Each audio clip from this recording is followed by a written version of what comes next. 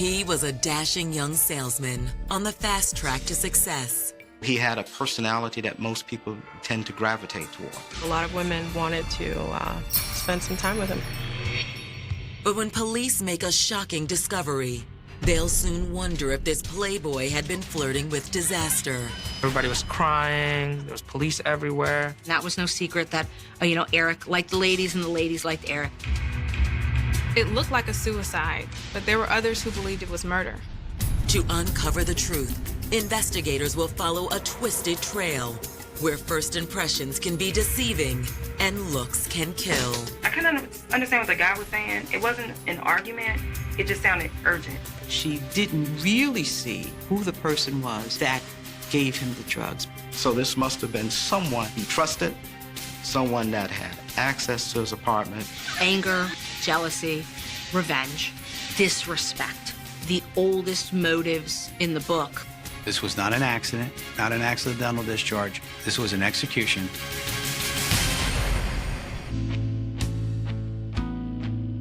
June 6th, 2012. It's another pristine morning in the upscale Washington, D.C. suburb of Bethesda, Maryland. But while most of the city's residents are making their daily commute to the nation's capital, 34-year-old car salesman Eric Samoa is noticeably absent from work. Eric Samoa was a responsible person. He showed up for work every day. Eric hasn't showed up for work again? No, sir, and I can't get him to answer his phone. That's not like Eric. He's not reporting to work. By day 2, the employer has not heard from Eric and calls the family to find out if Eric is okay. Top salesman, a guy who loves his job, falls off the face of the earth. This is Eric's boss at work. Eric's boss contacts his family members to try to determine his whereabouts, but no one has heard from him in a couple of days. Eric is a young person, and young people live with their phones attached to them. It would not be like Eric to not respond to the calls of his family. The alarm bells start to go off that maybe something's amiss and maybe police should go to his apartment and see what's up. That afternoon, police visit Eric's luxury high-rise apartment in nearby Silver Spring, where family members are waiting nervously in the lobby. Hi, are you Eric's family? Yes. If you'll just wait down here, we'll come back down and let you know what we find, okay? When the police go to the apartment, the door had to be unlocked by management to allow the police access when he did not respond to the knock. Eric? Eric? The apartment is calm, and in the bedroom is Eric, laying in his bed, under his sheets, with a bullet in his head. The 2 officers who initially arrived to check on him thought he had committed suicide. Doesn't look like there's much blood or struggle. He may have done this himself. I was at our police headquarters. I got a call from one of our patrol supervisors, and he told me that there was a suicide at a high-rise in Silver Spring. But why would a young man who had the world at his fingertips take his own life? That's only the first of many mysteries investigators will have to unravel. This was a case that had everything. Mystery, multiple lovers, drugs, suicide, and it wasn't something that was going to be solved quickly or without a lot of luck.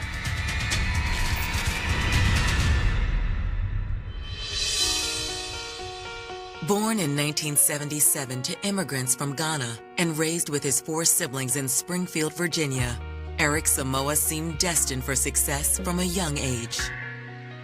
He was an athlete.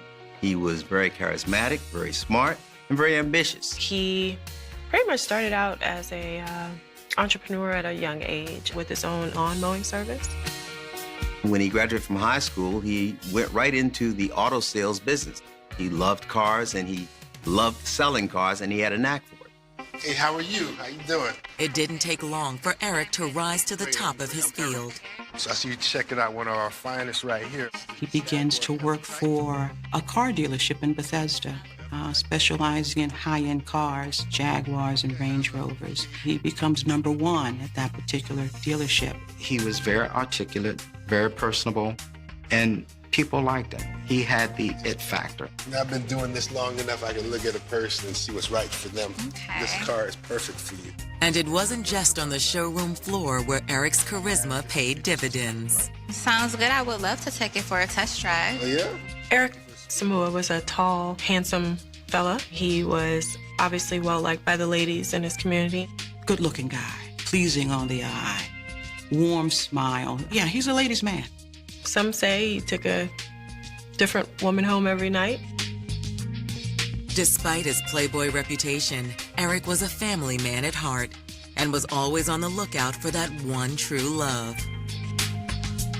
Eric wanted to be able to get married to someone he loved, have children, start his own business, and really take off from there.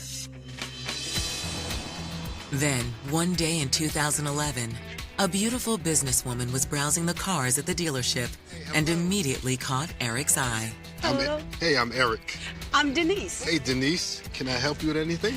Yes, I'm definitely interested. What can you tell me about When Eric met Denise, the sparks flipped. This car would look perfect on you. You look so beautiful in this car. They met while she was buying a Jaguar at the dealership, and they started dating. So you think I would look beautiful in this car? You would look beautiful in this car.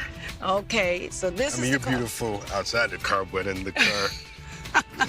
Though there was a bit of an age difference, Eric asked Denise out on the spot. Denise was years his senior, which probably means she was bringing something to the table that Eric needed. After Eric and Denise's first date, their relationship went from 0 to 60 in a heartbeat. Denise described it as a very loving relationship. Eric would constantly be at her house. She would be at his house at times, or his apartment at times. And what are we doing tonight? I think we should stay in, watch a movie, have some food. That sounds like a good idea. Though their sexual chemistry was undeniable, there was more to Eric and Denise's relationship. They also had the makings of a successful business team. In addition to selling cars and being very successful at that, Eric was also starting to develop his own business. He was starting a nursing staffing company, and he saw that as the next wave as the healthcare industry was exploding, and he wanted to get in on that and make money. The relationship was very good, actually. She's in business, so she would help him out in his business affairs and was kind of guiding him into his future. Eric Samoa seemed to have it all: looks, money, love, and an entrepreneurial spirit that was poised to carry him to even greater heights. By 2011, Eric is on a roll. He's not just selling upscale cars. He's in the game where you want to be. But on June 6, 2012, the same young man who was on such a roll now lies dead in his bedroom, a single bullet in his head. The investigators thought it might be a suicide because of the way his body was positioned in the bed with the covers pulled up as if he had done it himself. Maybe he had overextended himself. Maybe he was in debt. But soon some serious questions would arise about that theory and leave police wondering if Eric's death was more nefarious than mere suicide. There's no gun in the bedroom. There's no gun anywhere in the apartment. Just a shell casing and a dead body. In the spring of 2012, handsome car salesman and aspiring entrepreneur Eric Samoa seemed like he was in the prime of his life. Eric was a handsome guy. He was well-built, and he had charisma. And he became involved with a lady named Denise. Eric had it all. But on June 6th, the discovery of Eric's body inside his luxury apartment in Silver Spring, Maryland, has police wondering if Eric's so-called perfect life was just a mirage. It looked like Eric, for whatever reason, had decided to commit suicide. Doesn't appear to be any other wounds. Eric had a single gunshot wound to the head. There was no exit wound. The blood spatter was very minimal. There was a .380 shell casing on top of his bed. He was tucked in, his head was on the pillow. It looked very peaceful. According to the medical examiner, Eric had been dead for approximately 36 hours. While investigators continue to examine the scene, officers head downstairs to speak to Eric's family. We're so sorry to tell you this, but at this point, it looks like Eric committed suicide. The family became visibly and very emotional and upset. They loved him, and it was heartbreaking. Though they are distraught, Eric's family refuses to believe he took his own life. They were just like, no way would Eric do that. He loved his life. There is no way in the world he would commit suicide. I know this is a really difficult time for you, but is there any problems he might have had in his life, financial or otherwise, that might have led to this? He was not depressed. He was not angry. He was probably at the top of his game in terms of what people that age would want to have accomplished by that time. While Eric's family finds the thought of suicide inconceivable, upstairs, investigators make a crucial discovery. When they get there, they start to carefully canvass the bedroom. The first thing they find is a shell casing. What would you expect to find after that? If it's a suicide, a gun. There's no gun. They discover that there is no weapon. That makes it pretty hard for it to have been a suicide, so the police start to shift their thinking a little bit. So right there, I knew Eric was murdered. With Eric Samoa's death officially labeled a homicide, the next step for investigators is to pinpoint a motive. When we first entered the apartment, everything appeared to be in order. There was no signs of any kind of break-in. Nothing was disturbed in the home, and there was no forced entry at all. The door was locked. Though the murder weapon is nowhere to be found, the pristine condition of Eric's apartment offers insight into the killer's identity. Whoever got into his home, there was at least an initial thought they must have known him. He was comfortable enough to have them come into the house without having to break in. As they say, before you go looking for the outlaws, you look for the in-laws. But who in Eric's life would want him dead? Police turn to Eric's family for answers. Is there anyone that he dated on a regular basis? There were plenty of women. I think it would be fair to say that Eric was what we call a player. There were a number of different potential people that you might want to look at to say, okay, well, wait a minute. Is this some sort of love triangle that went wrong? Is that why he's dead?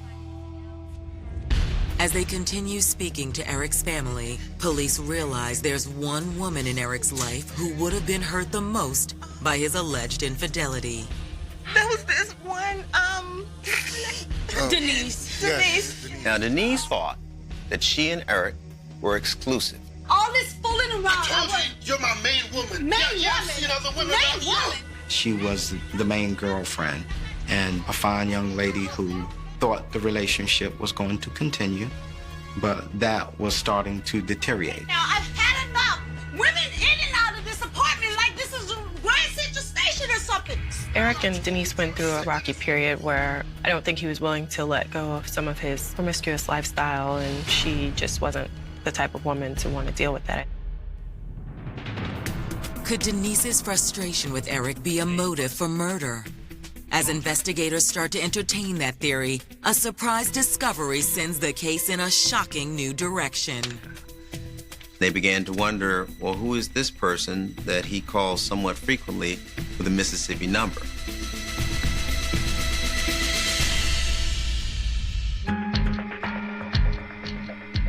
It's been 2 days since Eric Samoa was shot dead inside the bedroom of his high-rise apartment in suburban Maryland. Because there's little evidence of a struggle or signs of forced entry, investigators believe the killer was likely someone Eric knew and perhaps even trusted. The police began to focus on who could have possibly done this to this particular young man. The first person that would come to mind would be a love interest. According to Eric's family, businesswoman Denise Jenkins was Eric's primary girlfriend, and she allegedly had access to his apartment. The police learned that the relationship is on the out. Apparently, he couldn't keep his hands off other women, and that was becoming a problem. But was Denise so angry at Eric that she would resort to murdering him? On June 8, 2012, detectives bring Denise in for questioning. I think you know why you're here right now. Yes. So were you and Eric having relationship issues?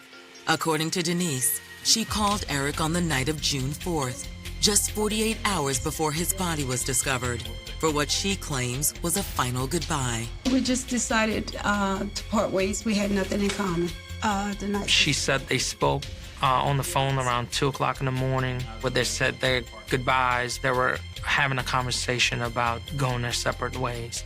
So it stood out to me as possibly being a motive, that maybe there was a little bit more to this conversation, and they did break up that day. And then she decided to come back to the apartment and kill him. But when detectives continue to press Denise, she doesn't wither under questioning.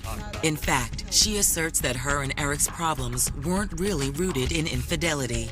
He wanted children. I'm beyond that age. She was older than him. She didn't want to go through having children and starting a family at that point, whereas he did.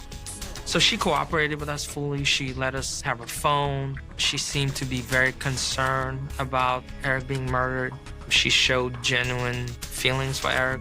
Yeah, this was all over the phone. You never actually went to his apartment? No, I had no reason to. Like I said, we said our final goodbyes over the phone. You still have a key to Eric's apartment? She told me that once upon a time she had a key to Eric's apartment, although she claimed that she gave it back.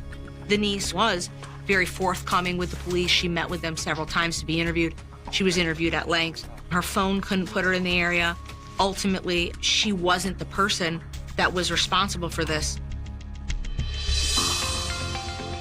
With Denise Jenkins stricken from the suspect list, investigators turn their attention to Eric's many other female friends.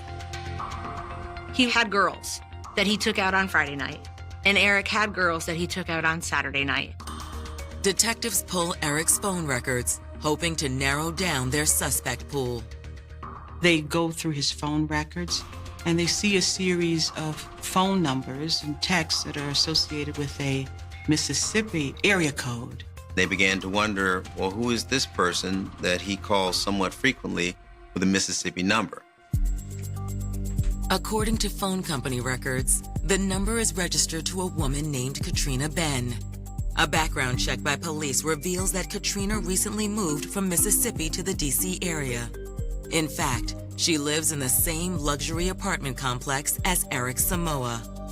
Unsure which apartment is Katrina's, detectives decide to stake out the building's parking garage. On June 9th, we were actually looking through the garage, the apartment building, just looking at each level of the garage, and on the 7th floor of the garage, I observed a vehicle with a Mississippi plate, and it was registered to Katrina Ben. 45 minutes later, detectives see a young woman approach the vehicle. So we approached her, and I said, "Are you Miss Ben?" And she said, "Yeah." Man, we're police officers. We're here to talk to you about Eric. Eric who? Eric Samoa. And there was this long pause, and she said, "Why? What happened?" Ma'am, Eric's been murdered. What? And so I said, hey, well, we'd like to talk to you further. So they rang in for an interview. At the station, detectives learn the 34-year-old Mississippi native has been residing in the same apartment building as Eric for the past few months. Katrina Ben was from Mississippi. She was a traveling nurse. She moved every 3 months, and she lived in 20 different states in the past 5 years. Katrina Ben is a very smart woman. She graduated from Jackson State in Mississippi. She's an oncology nurse. She was brought to the Washington, D.C. area on a contract to work at the National Institutes of Health in Bethesda. While Katrina certainly has an impressive resume, investigators want to know her connection to Eric Samoa. She said her and Eric met a few weeks ago in a building. Oh, hey, excuse me, are you a nurse? I am. He came up to her because she was wearing a nursing outfit, and he began a conversation about starting a nursing business. And that's how they met. We need to hang out. Okay. I got a nice spot.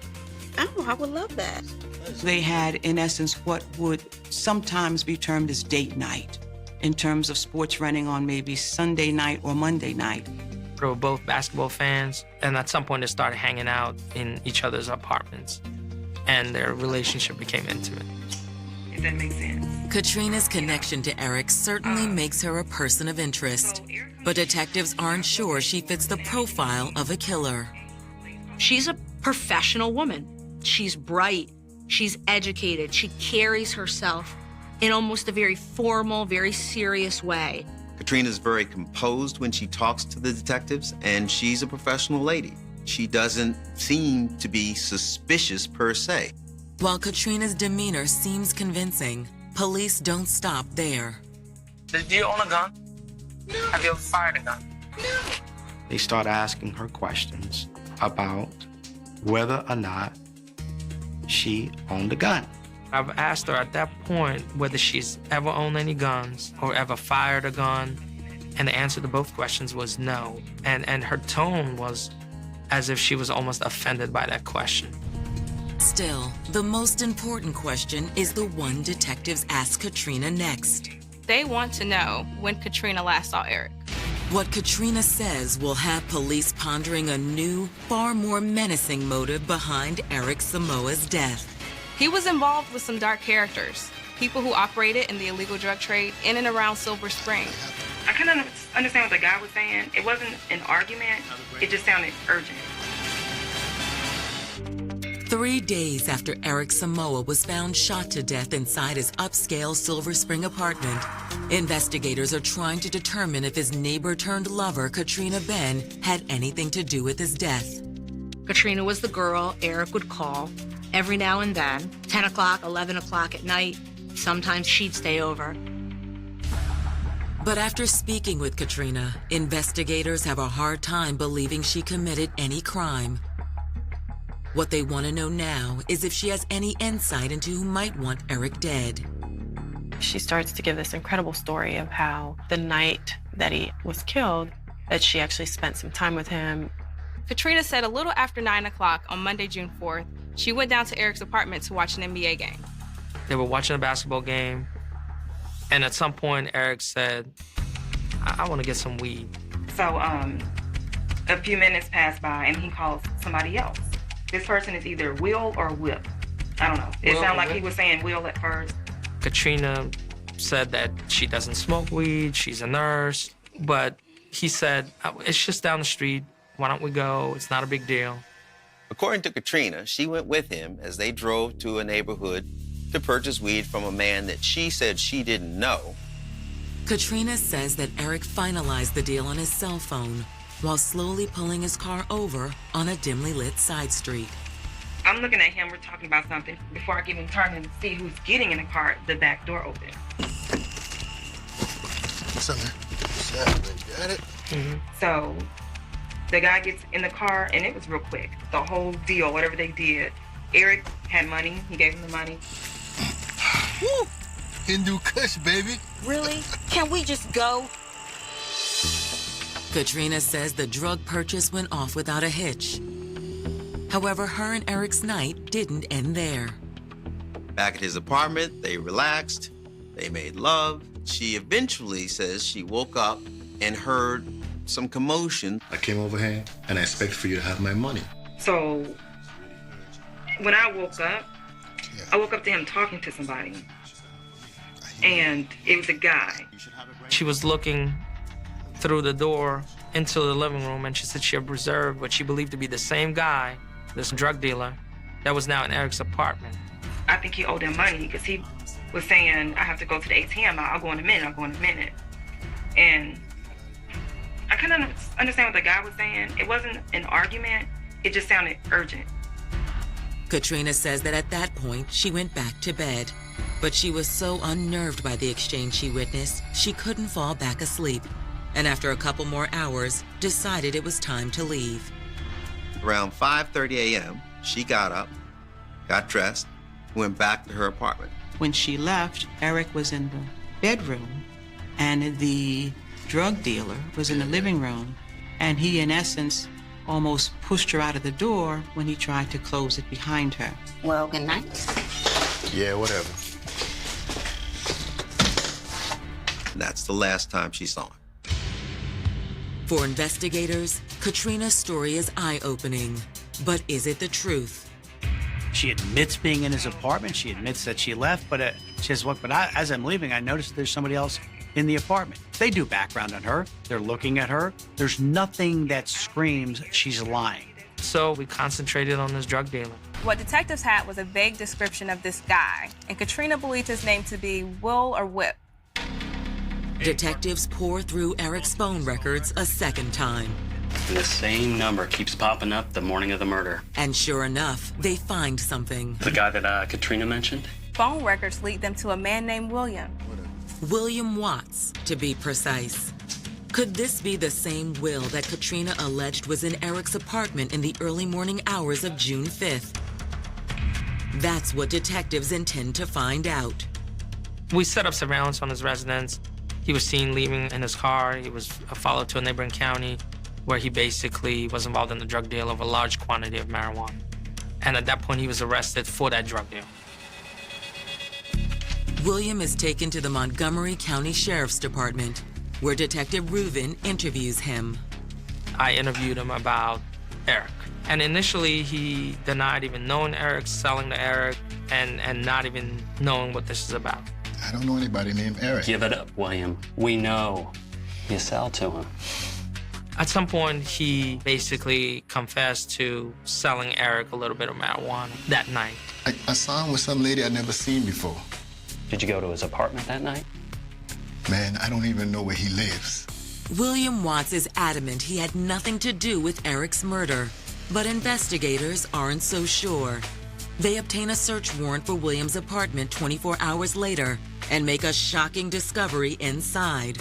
One that seems to corroborate Katrina Ben's insinuations about the last night of Eric's life. Found a safe. Inside the safe was a .380 handgun. 380. I think we got him. At the murder scene, detectives found a .380 caliber shell casing. Now, they're really intrigued. I'm gonna bag the weapon, and we'll take the rest of that in as evidence. Got it. We're kind of looking at Detective Rubin, and Detective Rubin is looking at us, and we're saying, she is telling the truth. Oh my gosh, this is our guy. The gun is sent to the crime lab for testing. And the results aren't what detectives expected. The ballistics come back off of his gun. It is not a match to the bullet that was found in Eric Samoa. Another thing that the police found when they were looking into the drug dealer was that his phone records did not pinpoint him being in the location that Eric was in at the time of his death. I mean, we really had nothing. I mean, after this, the drug dealer checked out. His gun wasn't our murder weapon. With no murder weapon and no physical evidence tying William Watts to the scene, detectives have hit a dead end. But even as the case goes cold, they refuse to give up the search for Eric Samoa's killer. I always thought about Eric. I felt like this was my job, to bring Eric justice. May 2013. It's now been 11 months, and detectives in Montgomery County, Maryland have yet to make an arrest in the shooting death of suave car salesman and notorious ladies' man, Eric Samoa. They had looked at Eric's long-term girlfriend, Denise. They had looked at Katrina Ben, as well as a local drug dealer. So after this, we kind of went nowhere. We had no other leads. But as the months have gone by, the case has continued to eat away at Detective Rubin. I felt like I wasn't doing my job, like finding the person that killed him. So I would continuously pick up that case and work on a thing here or a thing there. One avenue Rubin decides to explore seems like a long shot. He decides to check with the evidence lab and see how many pistols were handed in or recovered in Montgomery County. I quickly figured out that that was just an enormous task. So I contacted the ATF, and I got ATF reports on all guns recovered in Montgomery County. And I narrowed it down to .380s for the last year. And it was about 60 guns. He went through report after report after report. The first 58 reports were dead ends.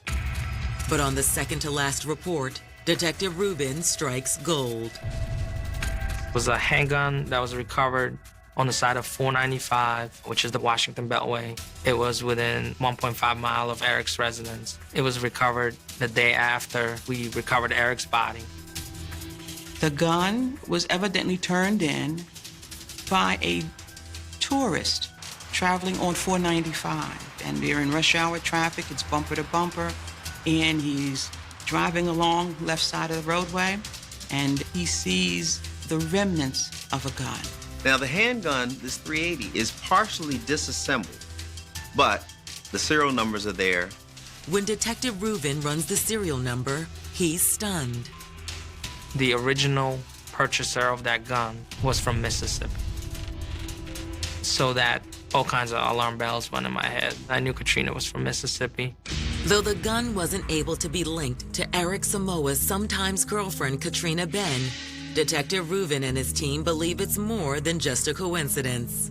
It had initially been purchased within 10 miles of Miss Ben's hometown in Mississippi.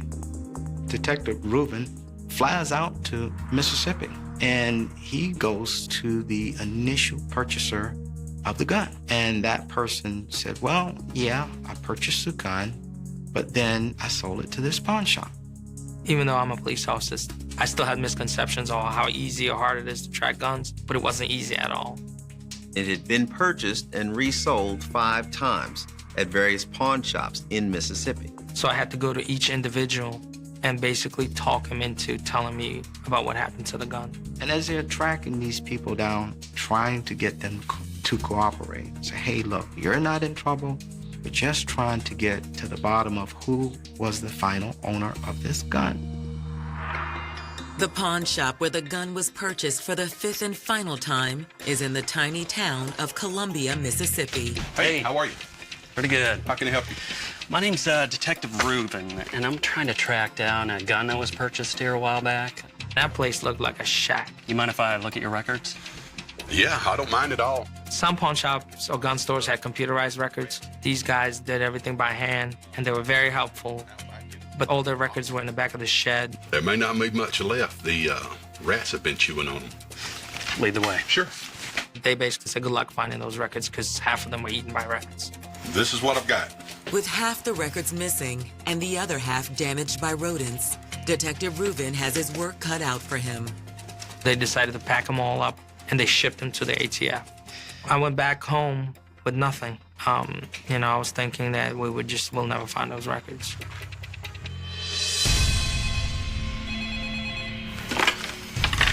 Hello, this is Detective Reuben.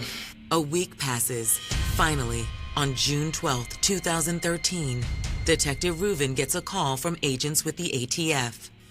The ATF called me and they were like, we found a receipt from this pawn shop and we're faxing you something right now. You're kidding. All right, thanks a lot. Thanks. He was on pins and needles. He's excited now. He's had a cold case for months. Will this fax be the break Detective Reuben has been looking for? Or will it simply be another dead end? I stood in front of the fax machine. I was just waiting and waiting and waiting, and the fax finally came through. A lot. Thanks. Bye. After 12 painstaking months, Detective Dimitri Reuben of the Montgomery County Sheriff's Department is about to discover if his search for the owner of the gun used to murder Eric Samoa has paid off. He had traced a handgun found near Eric's home to a pawn shop in Mississippi, and the ATF was faxing him a receipt about that gun purchase. And as the fax was coming up, I saw Katrina Ben's name on the paperwork, and it was just like, finally, we got her. Detective Reuben called me and said, Jessica, we got the gun. Guess who it belongs to? And I said, Dimitri, just tell me. I can't take it anymore. It's hers. Now, police have to find Katrina Ben. We learned that Katrina Ben returned back to Mississippi, so we flew to Mississippi once again to arrest her. The local department arrested her, and she came in cool as a cucumber like she always was. The news that Katrina Ben had been arrested for Eric's murder was a relief to his family, but it was also shocking because they had never met this woman in their life. It was just a mystery why someone Eric had been dating for just 2 weeks would murder him. It's a question prosecutors know they'll have to answer if they hope to convict Katrina on first-degree murder charges. On October 15th, 2014, over 2 years after Eric Samoa's death, the case finally gets underway.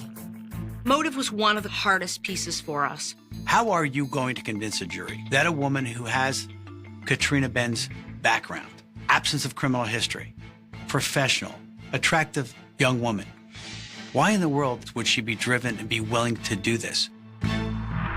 In their opening arguments, prosecutors offer up their version of how the murder came to pass. She was the kind of girl that had her uses, and it wasn't the girl you took out. She wasn't the girl that Eric showed off. She wasn't the girl that Eric was introducing to his family. Miss Ben was someone who came into his life. They started a relationship. I don't think it really was of much consequence to him. And according to prosecutors, Katrina thought she was more than just Eric's late-night booty call. The defendant believed she landed Eric, this handsome, smart, charismatic, social, professional man. But what she didn't know is that Eric had a girlfriend. And Derek was dating other women too. The way she discovered this is she got a hold of his phone, I think read some of his text messages, and realized very much towards the end of the 30 days that they knew each other that, God, my God, he's talking to all these other people. She was angry, felt betrayed. Not something that normal human beings engage in homicide for, but for Katrina Ben, that threshold was just so low. And at some point, the disrespect she perceived was so great that she wasn't going to sit back and do nothing about it. Prosecutors argue that on the night of June 4th, 2012, Katrina exacted her revenge. We do believe that on that night, Katrina Ben had her gun with her, the gun that she purchased from Mississippi. We know they watched basketball. We know that they had sex. And then she waited for him to go to sleep, and she put a bullet into his skull.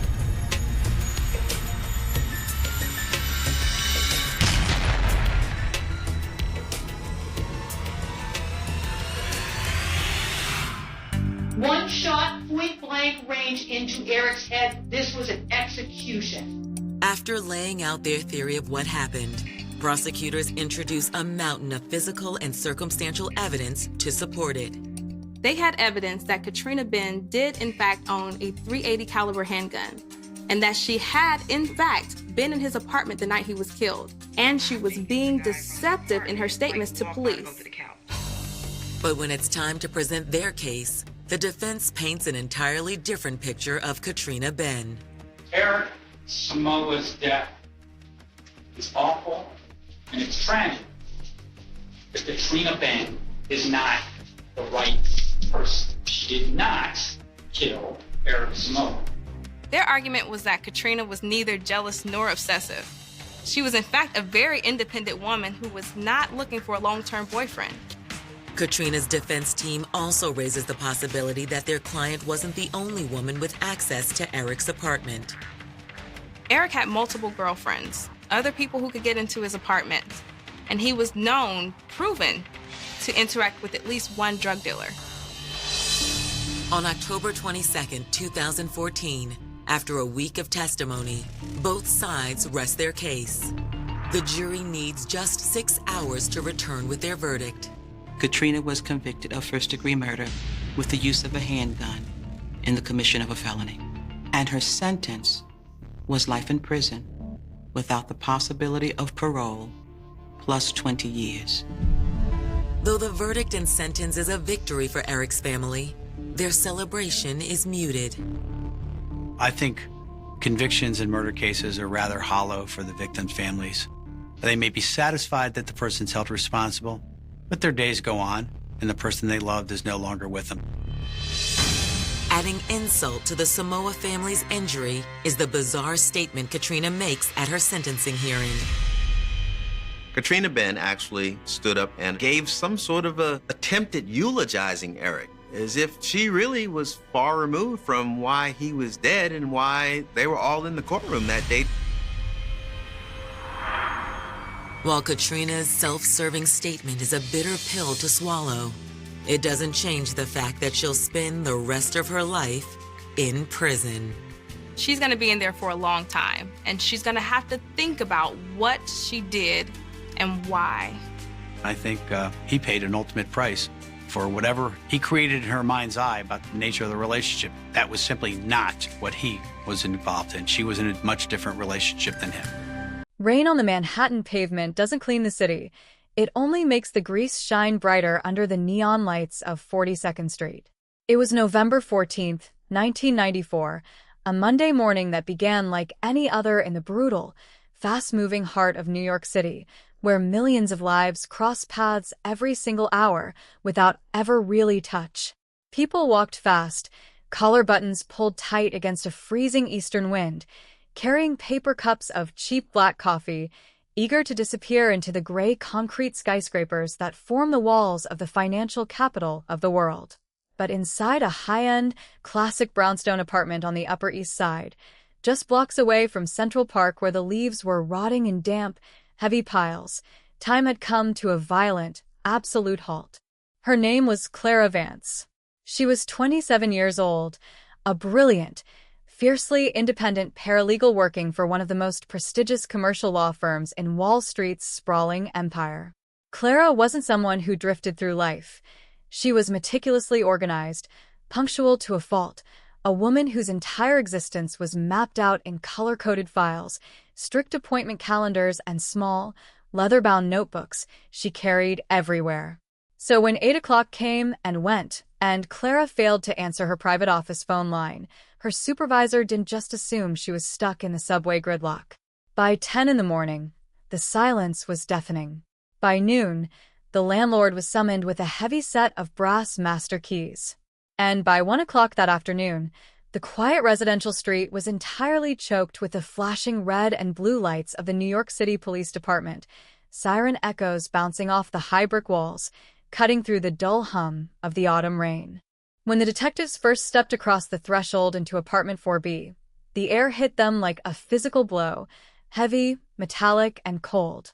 There was no sign of forced entry on the heavy oak door.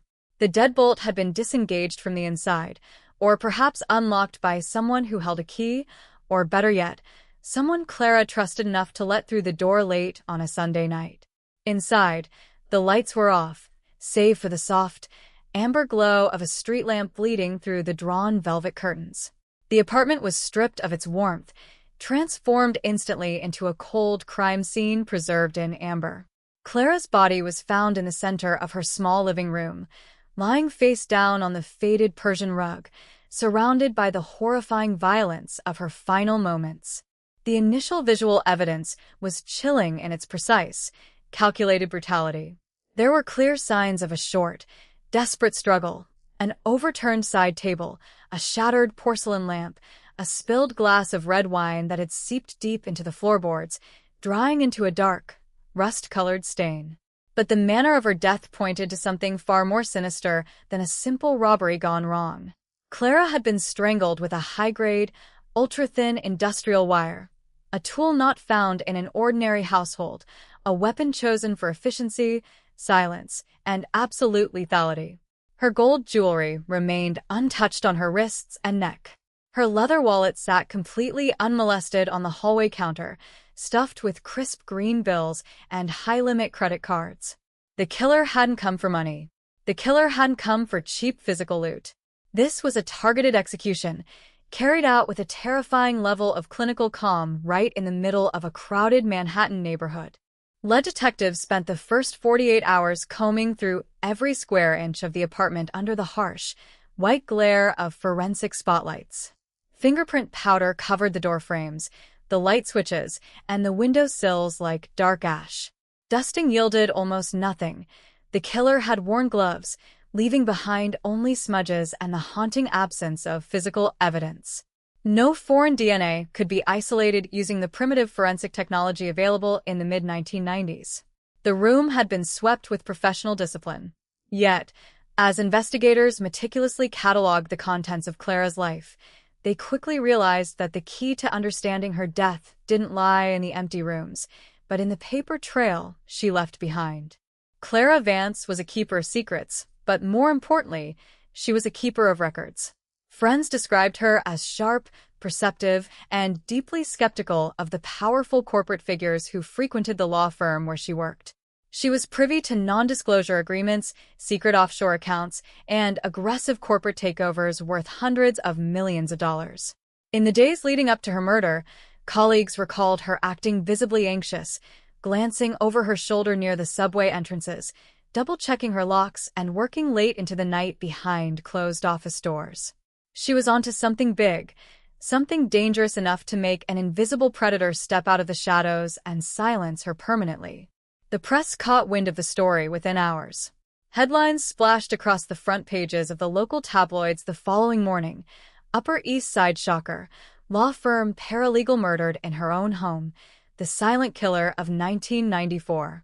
The murder terrified the neighborhood, a quiet enclave of wealthy professionals who suddenly realized that a cold-blooded murderer was walking their streets, completely undetected, completely invisible to the law. Detectives interviewed dozens of people, ex-boyfriends, co-workers, neighbors, delivery men, and local business owners. Everyone had an alibi. No one saw a thing. The killer seemed to have materialized out of the autumn mist and vanished back into it without leaving a single footprint. As the weeks dragged on into months, the initial flurry of police activity began to slow to an agonizing crawl. The leads dried up one by one. The phone calls to the precinct tip line dropped from hundreds a day to a trickling few, and eventually stopped altogether. The forensic evidence was carefully packed away into cardboard archive boxes, taped shut, labeled with a case number, and wheeled down into the dark, dusty depths of the NYPD cold case basement. The memory of Clara Vance began to fade from the public eye, eclipsed by fresh scandals, new crimes, and the relentless, unstoppable march of New York City life.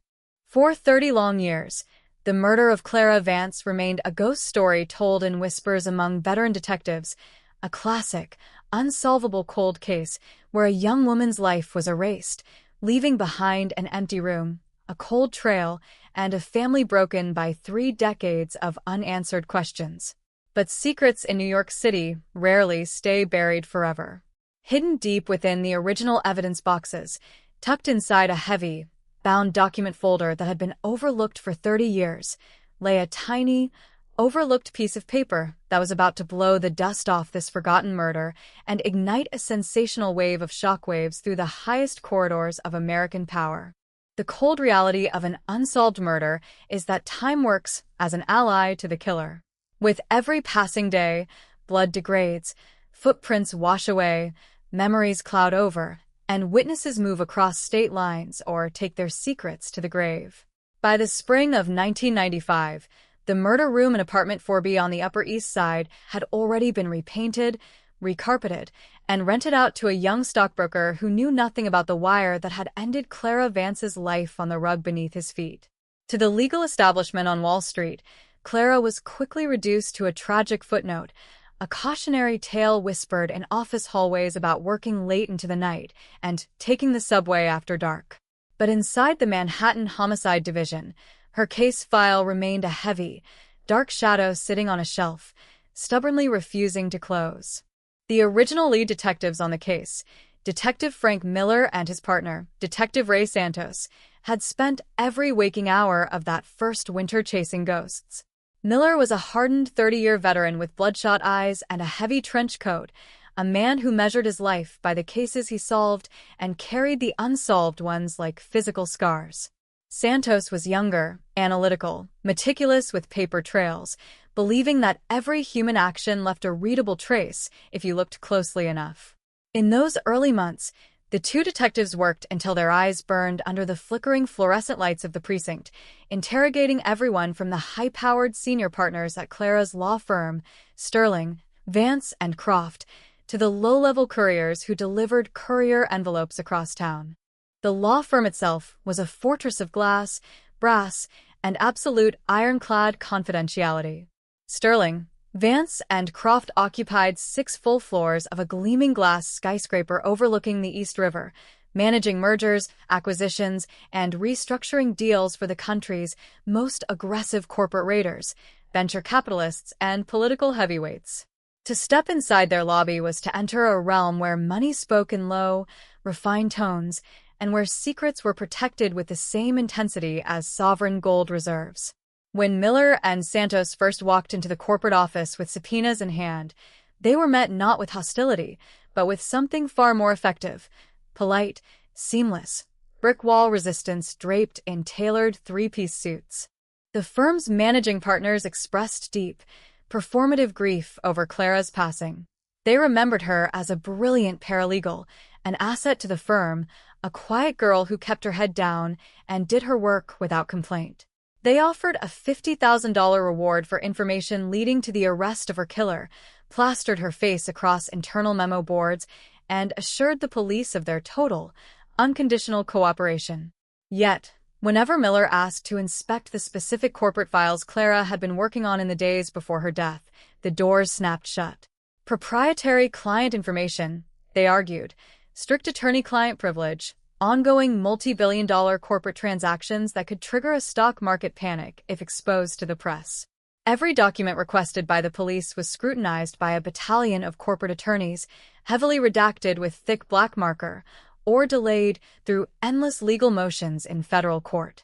Santos, however, refused to be pushed away by legal jargon. He began focusing on Clara's final 48 hours, building a minute-by-minute timeline of her movements before she stepped into her apartment for the last time. On the Friday before her Sunday night murder, Clara had stayed at the firm late into the evening. Office keycard access logs showed she swiped out of the building at 11:42 p.m. But according to security guards on duty that night, Clara hadn't left through the main lobby. She had taken the service elevator down to the basement archives, a sprawling, subterranean maze of climate-controlled storage rooms beneath Manhattan, filled with decades of confidential paper records, old ledgers, and buried corporate histories. Why was a paralegal digging through archived files near midnight on a Friday? When Santos asked her direct supervisor, a senior associate named Arthur Pendleton, Pendleton shrugged it off as routine work. Clara was assisting on the due diligence phase of a massive impending merger between a global energy conglomerate and a rising telecommunications giant known as Apex Global Holdings. The deal was worth over $4 billion, one of the largest private corporate buyouts of the decade. Pendleton claimed Clara was simply verifying signatures and organizing land titles from old acquisition files from the mid-1980s. It was tedious, boring work, he insisted, the kind of grunt work handed down to lower-level employees who didn't mind working through the weekend. But something about Pendleton's demeanor didn't sit right with Detective Miller. During the interview, Pendleton's collar was too tight. His fingers twitched against his expensive leather desk pad whenever Clara's name was mentioned. When Miller pressed him further, asking if Clara had expressed any fear or mentioned any strange phone calls, Pendleton claimed she was entirely normal, completely focused on her duties. Yet, when detectives interviewed Clara's closest friend outside of work, a young woman named Sarah Jenkins who lived in Brooklyn, a drastically different picture emerged. Sarah told detectives that in the 2 weeks leading up to her death, Clara was living in a state of quiet, mounting terror. Clara had stopped taking the subway home, preferring expensive yellow taxis even when her budget was tight. She had installed a second deadbolt on her apartment door and had asked Sarah to check in on her every morning by 8 o'clock sharp. She told me she had found something she was never supposed to see, Sarah revealed during a desperate, tearful interview in a quiet diner on Lexington Avenue. She wouldn't tell me details over the phone. She said the phones weren't safe, that the law firm's lines were tapped, or that people were listening. She said, "If anyone finds out what's in these files, it won't just destroy the firm, it will put people in prison for the rest of their lives." When Santos asked Sarah if Clara had named any names, Sarah shook her head in frustration. Clara had been terrified of endangering her friend. All she had said was that the danger came from the absolute top, from the men who sat in the corner offices on the top floor, the men whose names were etched in gold leaf on the glass doors downstairs. Clara had told Sarah she was keeping a detailed record of everything she found, hiding her notes where no one at the office could ever reach them. She kept a diary, Sarah insisted. Not a romantic diary, but a log. A black leather journal. She wrote down dates, document numbers, meeting times, and every single conversation she overheard. She told me, "If anything happens to me, look for the journal." That revelation set off a frantic, secondary search of Clara's apartment. Detectives returned to apartment 4B with a second search warrant, tearing through the space with desperate thoroughness. They pulled books off shelves, unscrewed air vents, pried up loose floorboards in the closet, emptied every drawer, and searched through the trash cans behind the building. They found her high school yearbooks, her college diplomas, her financial tax filings, and stacks of legal textbooks. But the black leather journal Sarah described was nowhere to be found. The killer, it seemed, had either taken it from the apartment after strangling her, or Clara had hidden it somewhere outside her home, somewhere so secure that even the police could not find it. Without the journal and without physical forensic evidence connecting anyone to the crime scene, the investigation hit a brick wall. The lead suspect pool was vast, yet completely untouchable. The executives at Apex Global Holdings and the senior partners at Sterling, Vance, and Croft all provided rock-solid alibis for the night of November 13, 1994. They were at black-tie charity galas at the Waldorf Astoria, at private country clubs in Connecticut, or on international flights to London and Tokyo. They were men surrounded by personal assistants, drivers, security details, and teams of lawyers who guaranteed their whereabouts down to the minute. The wire used to murder Clara was a common industrial grade available at any hardware store in the tri-state area. The lack of forced entry suggested she either knew her attacker or opened the door to someone wearing a convincing uniform, a courier, a building maintenance worker, or a police officer. Months turned into years, and the momentum of the case crumbled under the weight of time. Detective Frank Miller retired in 1998, handing his notes to Detective Ray Santos, who carried the case file with him as he was promoted to senior detective. Santos never forgot Clara Vance. Every autumn, around the anniversary of her death, he would sit at his desk, open the fading manila folder, and stare at the crime scene photographs, the young woman on the Persian rug, the spilled glass of wine, the silence that had swallowed her life. He re-interviewed Sarah Jenkins. He ran the few unidentified smudges from the apartment through upgraded fingerprint databases as technology improved. He checked federal prison release records to see if any known hitmen or burglars fitting the profile had been released. Every single lead led straight to a dead end. By the turn of the millennium, the world moved on. The 1990s gave way to the digital revolution. Physical paper archives in legal firms were swept away, scanned, or shredded to make room for massive server rooms and cloud storage. Sterling, Vance, and Croft rebranded and eventually merged with an international corporate law giant, scattering its original executives across the globe. Arthur Pendleton left law entirely to found a mega-capital venture firm, accumulating a vast fortune and a reputation as one of Wall Street's most ruthless kingmakers. The name Clara Vance became nothing more than a faint memory, buried under millions of new police cases, city budget cuts, and the relentless, chaotic noise of 21st century New York City. Then came the year 2026. More than 3 decades after the wire cut Clara Vance's life short, a sudden, unexpected structural crisis unfolded in a historic commercial building on Wall Street, the former headquarters of Sterling, Vance, and Croft. The building, a 1920s neo-Gothic skyscraper, had been purchased by a European development consortium planning to convert the historic office spaces into multi-million-dollar luxury residential condominiums. Construction crews moved in with heavy machinery, tearing down false ceilings, knocking down plaster walls, and gutting the long-forgotten subterranean basement archives that had sat abandoned, dark, and flooded with groundwater for decades. It was on a cold Tuesday afternoon in October 2026 when a demolition worker named Marcus Vance, no relation to the victim, was using a jackhammer to break through a reinforced concrete wall deep in the lowest level of the basement, for stories below street level. The wall was supposed to be solid foundation stone, but as the concrete cracked and crumbled under the power of the pneumatic tool, a hollow cavity opened up behind it, a hidden, walled-off utility recess that had been sealed behind custom masonry during an emergency renovation project in late November 1994. Marcus shined his heavy-work flashlight into the dark, dusty cavity. Expecting to see rusted pipes or electrical wiring, his beam instead hit a heavy, water-resistant metal safe, rusted at the hinges, but preserved inside the dry air of the concrete void. Stenciled across the top of the safe in white paint were the words, "Property of Sterling, Vance and Croft, Legal Archives." Next to the safe, resting on top of a stack of moldering cardboard storage boxes, was a small, dusty item wrapped tightly in thick industrial plastic and sealed with heavy duct tape. The worker called his foreman, who in turn notified the NYPD. Within 2 hours, squad cars pulled up outside the dusty construction site on Wall Street. A new generation of detectives from the NYPD cold case squad descended into the dark, echoing basement. When they carefully cut through the yellowed layers of industrial plastic, their flashlights revealed a small, dark object that had been hidden from the light of the sun for 32 long years. A black leather journal, its cover worn, its brass lock broken, its pages packed with precise, razor-sharp handwriting.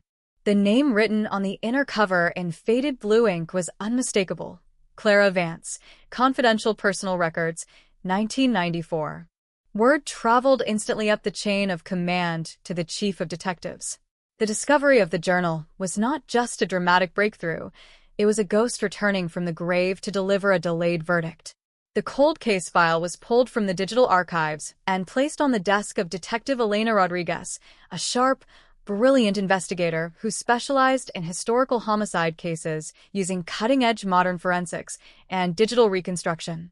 As Rodriguez turned the fragile, yellowed pages of the journal under the white lights of the precinct, the quiet, terrifying reality of Clara Vance's final days exploded into absolute clarity. Clara had not just kept a diary, she had executed a masterclass in covert investigative journalism right inside the belly of the beast.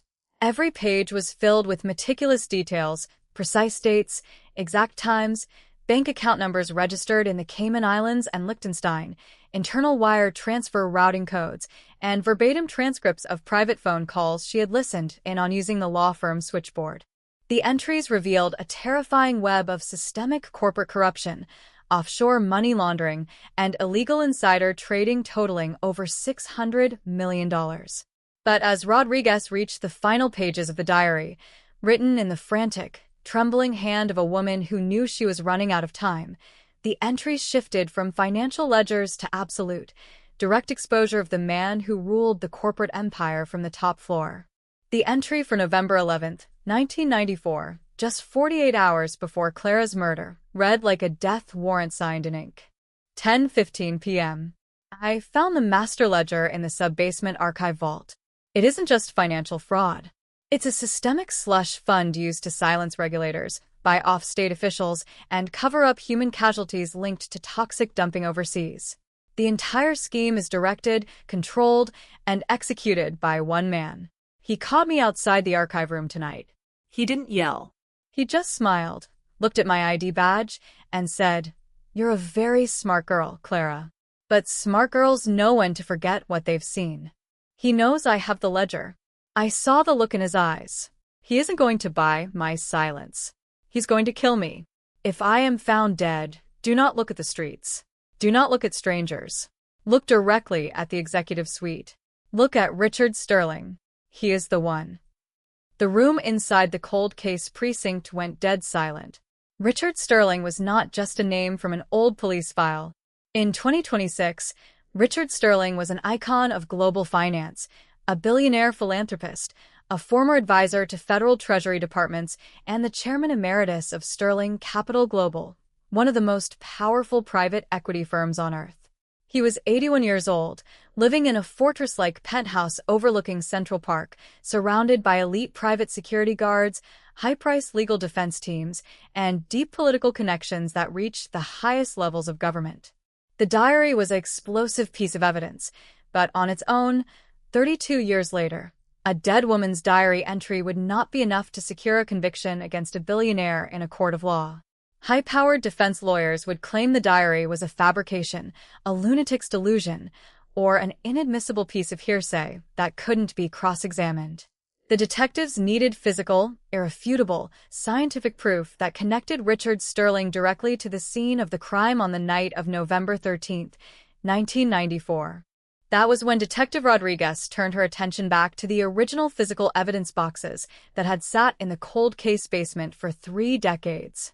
Among the items preserved in sealed plastic bags was the original wire used to strangle Clara, the blood-stained Persian rug, and the broken porcelain lamp from the living room floor.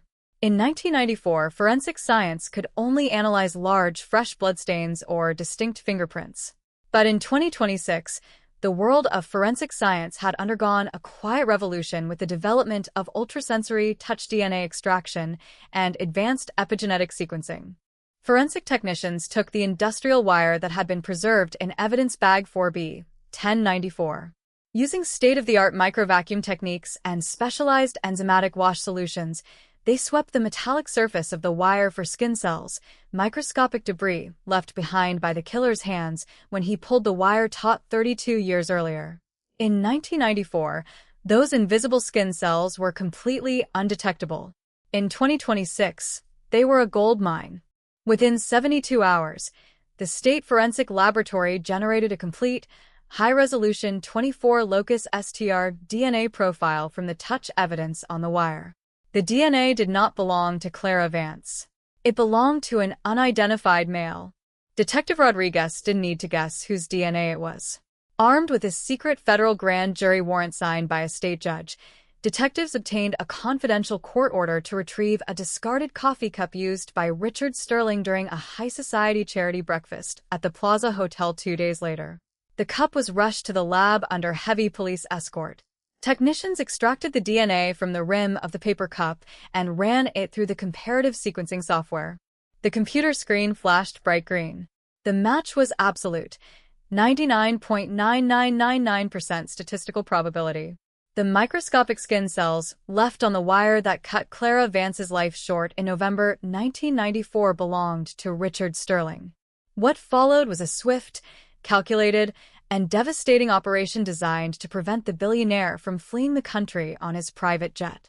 On Friday morning, November 14, 2026, exactly 32 years to the day since Clara Vance's body was found on the floor of her apartment, a convoy of black unmarked NYPD SUVs pulled up outside the polished glass and marble entrance of Sterling's private residence on Fifth Avenue. The arrest was filmed by a local news crew that happened to be reporting nearby, creating a visual shockwave that aired on live television across the globe within minutes. Richard Sterling, 81 years old, wearing a pristine tailored coat, leaning lightly on a silver-handled walking stick, was led out of his lobby in heavy steel handcuffs, flanked by cold case detectives. His face, normally composed and arrogant in corporate boardrooms, was pale, sunken, and paralyzed with utter, unadulterated shock. The Titan of Wall Street, a man who had spent 3 decades believing he had committed the perfect crime, was forced into the back of a NYPD cruiser while camera flashes lit up the morning sky like lightning. The breaking news headline flashed across news networks, news websites, and mobile screens across the world. New York 1994 cold case solved. Victim's diary entry exposes powerful CEO. The news sent seismic shockwaves through the financial world, public institutions, and the Manhattan legal community. Wall Street was stunned into near silence as the details of the indictment were unsealed in Manhattan criminal court. The charges were ruthless and uncompromising: first-degree premeditated murder, murder in the commission of a felony, obstruction of justice, and systemic financial fraud. In the press conference that followed, the district attorney stood alongside Detective Rodriguez and Sarah Jenkins, Clara's surviving best friend, who was now a white-haired woman in her 60s. Behind them, on a high-definition screen, was a photograph of Clara Vance, young, smiling, vibrant, and alive, her eyes looking out at the world with the fierce intelligence that had ultimately cost her her life, but had also delivered her justice from beyond the grave. For 32 years, the district attorney told the packed room of reporters, Richard Sterling walked the streets of New York as a free man, accumulating power, wealth, and honors, believing that a concrete wall and 30 years of silence could hide his monstrous crime. He believed that Clara Vance was small, that she was helpless, and that her voice could be erased with a piece of wire. But Clara Vance was smarter than him. She documented his crimes. She hid her truth where no one could destroy it, and she waited. Today, her voice was finally heard. Today, time ran out for Richard Sterling. As Richard Sterling was escorted down the cold, tiled corridors of the Manhattan detention complex to await his trial without bail, He walked past the framed news clippings of historical New York crimes hanging on the walls. He was no longer the master of the financial universe. He was inmate 84,920, an old man stripped of his empire, facing the horrific reality of spending his remaining years in a narrow, windowless cell. The murder of Clara Vance was no longer an unsolved mystery haunting the basement archives of the NYPD. It was a testament to the fact that no matter how deep a secret is buried, no matter how powerful the hands that push it down, the truth possesses an irresistible, unstoppable weight. The dark apartment on 42nd Street, the rain falling on the velvet curtains, the wire in the dark, it was all brought out into the blinding light of justice. Clara Vance's life was taken in the dark, but her words survived, waiting patiently in the cold earth until the day they finally tore down an empire. The immediate aftermath of an arrest of this magnitude does not produce quiet. It unleashes a media typhoon that consumes every news cycle from Manhattan to Tokyo. When an 81-year-old titan of global finance is let out of a Fifth Avenue penthouse in steel handcuffs, the shockwaves do not stop at the courtroom steps. They tear through boardrooms, trigger emergency stock halts, and ignite a frantic scramble among the legal and political elite who had spent 3 decades breaking bread with a murderer. By late Friday afternoon, November 14, 2026, the headlines dominated every broadcast, newspaper front page, and digital feed across the globe. New York 1994 cold case solved. Victim's diary entry exposes powerful CEO. Inside the Manhattan District Attorney's office, the energy was electric, but charged with a profound, simmering tension. Detective Elena Rodriguez sat at her desk on the 8th floor of the Manhattan Criminal Courts building, surrounded by cardboard archive boxes, high-definition digital monitors displaying microscopic DNA scans, and the battered black leather journal that had resurrected a 32-year-old nightmare. Across the table, Senior Prosecutor Marcus Vance, a legendary veteran litigator known for taking on high-profile public corruption and organized crime cases, stared at the primary court filing. "They're going to fight this with every dollar on earth," Vance said, his voice low, gravelly, and steady. He tapped his finger against the bound indictment papers. "Sterling isn't just an old man with a walking stick. He is an institution. He's funded judicial campaigns, endowed law schools, and sat on the boards of half the charitable foundations in the city. His legal defense team will consist of former federal judges, top-tier appellate attorneys, and forensic consultants paid $5,000 an hour to dismantle our DNA evidence, bit by microscopic bit. We don't just need a match, Elena. We need an airtight narrative that survives every legal missile they launch at us."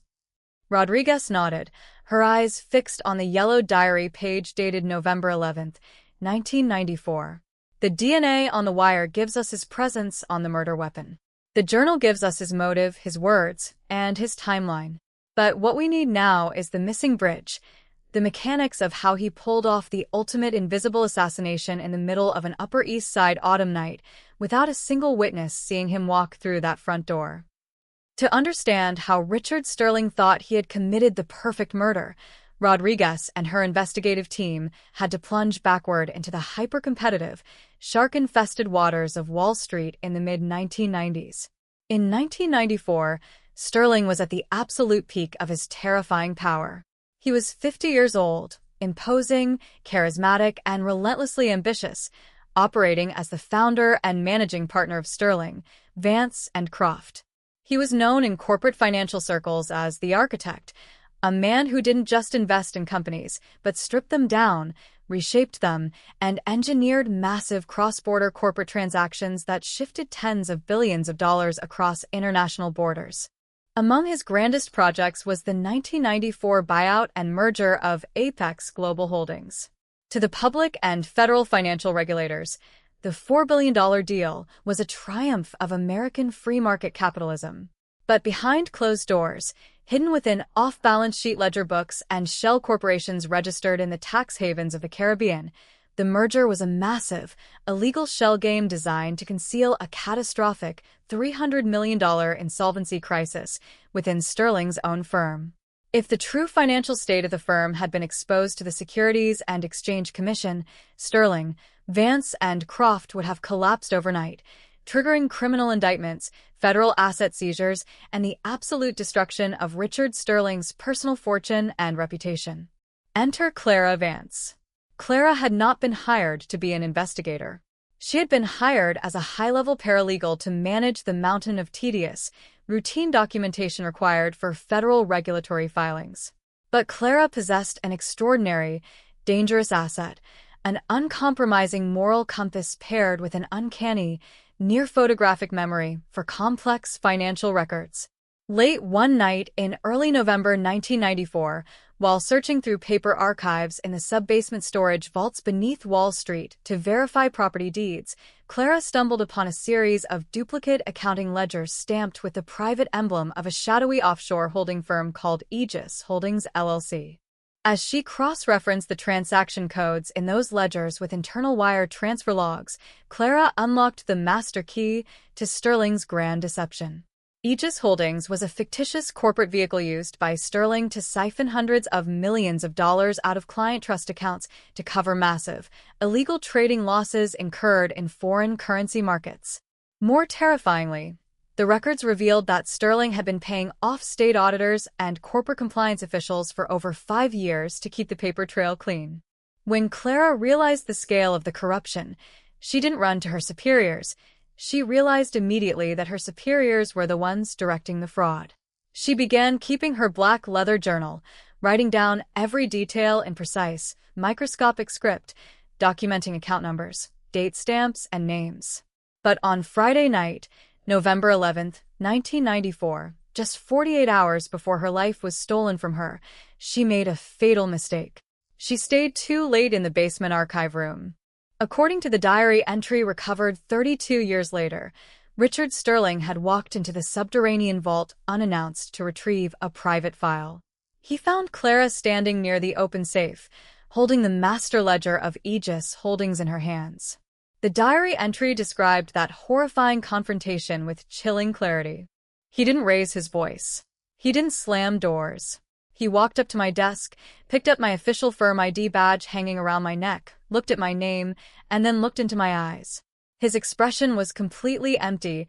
No anger, no fear, just a cold, calculating look like an accountant balancing a column of figures. He smiled, touched my shoulder softly, and said, "You're a very smart girl, Clara. But smart girls know when to forget what they've seen. This city is full of tragic accidents. Don't become one of them." He took the ledger out of my hands, locked the safe, and walked away.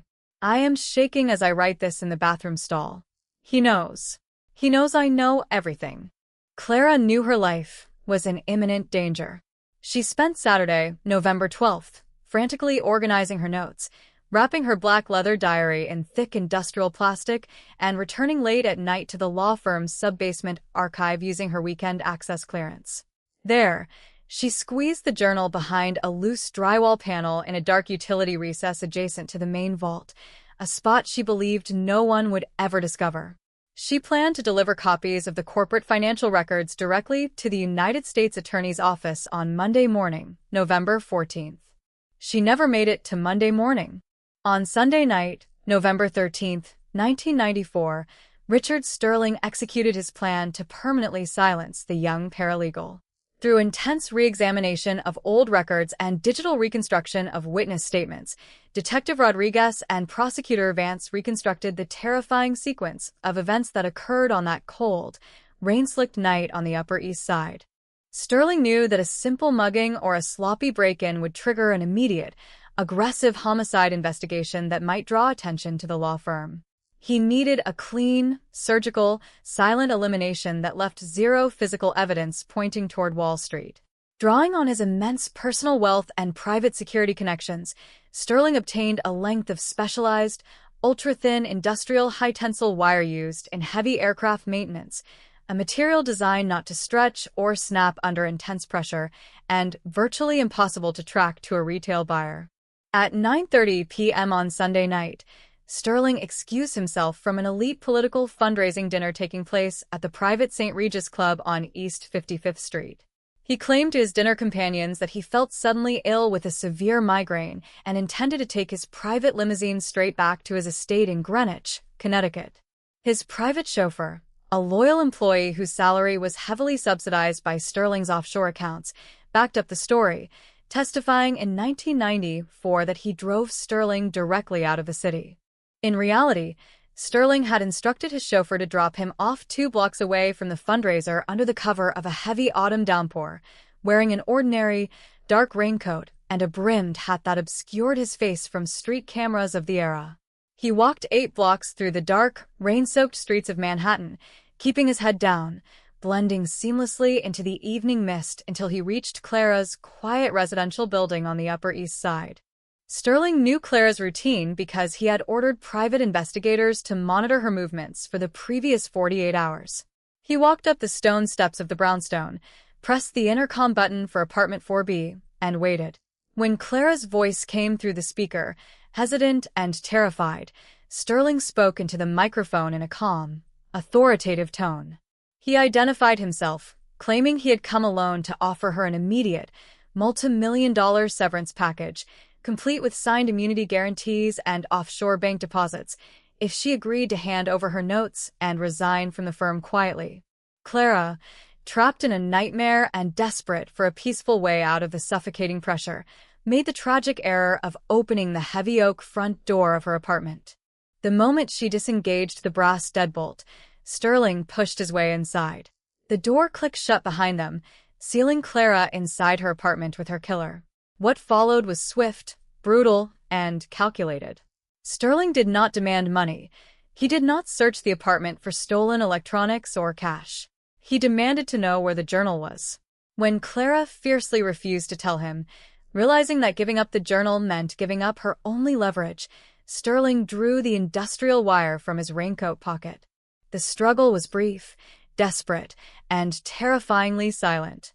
Clara fought with everything she had, knocking over a side table, shattering a porcelain lamp, and spilling a glass of red wine across the Persian rug as she tried to reach the apartment's front window to scream for help. But Sterling's cold, physical dominance overwhelmed her. Within seconds, he wrapped the metallic wire around her neck and pulled it taut. In less than 2 minutes, the voice of Clara Vance was extinguished forever. Sterling stood over her body in the dim, amber light of the living room, breathing heavily, checking his own wrists for scratches or blood. Satisfied that he had left no physical traces behind, he searched the apartment for 10 minutes, tearing through her desk and bag in search of the black leather diary. Finding nothing, he concluded that Clara had been bluffing or that she had already destroyed her notes. He wiped the interior brass doorknob with his handkerchief, stepped back out into the freezing autumn rain, and disappeared into the night. An hour later, his driver picked him up at a prearranged corner 5 blocks away, and Sterling was whisked away to his Greenwich estate, convinced that he had just secured his empire for eternity. For 32 years, that terrifying conviction held true. Sterling watched as the original police investigation stalled, as the press lost interest, as Detective Frank Miller retired, and as the memory of Clara Vance faded into the basement archives of the NYPD Homicide Division.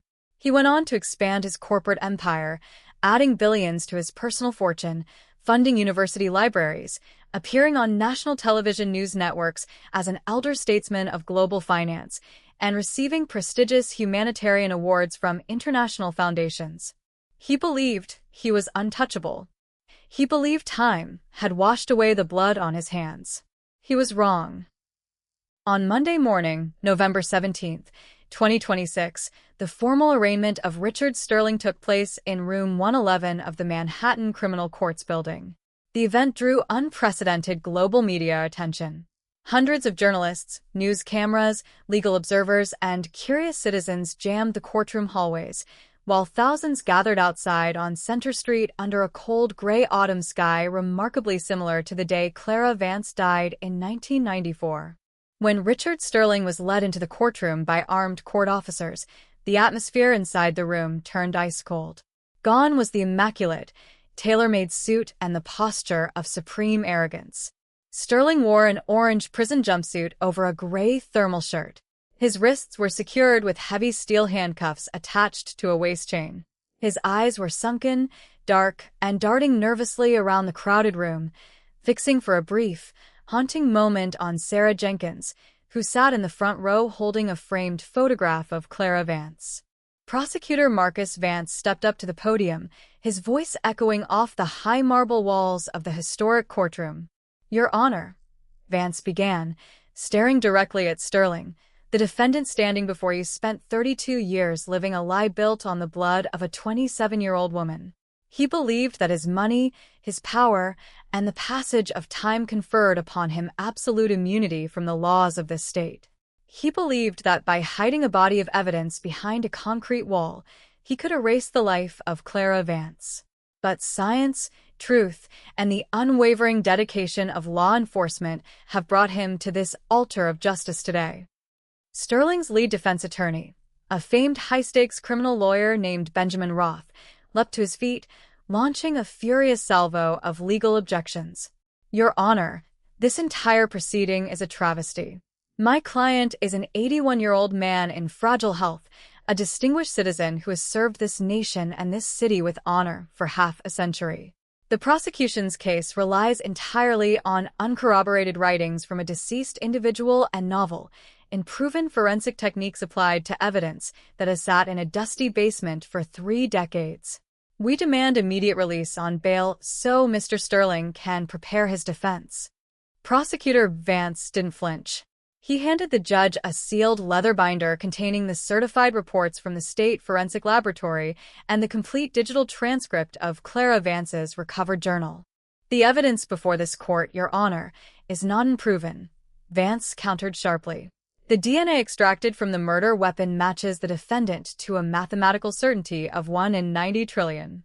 The journal recovered from the concrete vault provides an unassailable, contemporaneous record of the defendant's motive, intent, and direct threats made to the victim 48 hours before her death. Richard Sterling is not a distinguished elder statesman.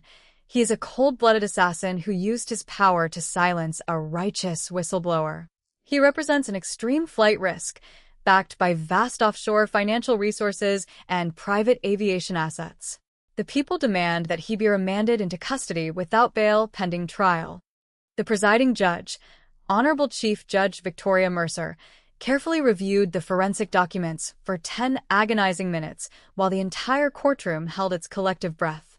Finally, she adjusted her glasses, looked down from the bench with cold, unyielding authority, and looked Richard Sterling dead in the eye. "Mr. Sterling," Judge Mercer said, her voice cutting through the silent room like a razor, "the severity of these charges, combined with the overwhelming weight of the physical and documentary evidence presented by the state, leaves this court with no alternative. You are a danger to society and a flight risk of the highest order. Bail is denied. You will remain in the custody of the Department of Corrections until the conclusion of your trial." The judge's gavel struck the wooden block with a loud, resounding crack that echoed through the courtroom like a gunshot. As court officers stepped forward to lead Sterling back toward the holding cells, a visible shudder ran through the old billionaire's body. For the first time in 32 years, the terrifying reality of his situation shattered his aristocratic composure. He looked back over his shoulder at the courtroom, his eyes locking onto the photo of Clara Vance held tightly in Sarah Jenkins' hands. The young paralegal he had choked to death in the dark on an autumn night in 1994 had finally reached out from the grave and stripped him of his freedom, his dignity, his empire, and his future. Outside the courthouse, the rain began to fall once again over Manhattan, washing the pavement clean under the flickering lights of the city. But inside the precinct cold case vault, where Box 4B, 1094 had sat in darkness for 3 decades, the lights remained bright.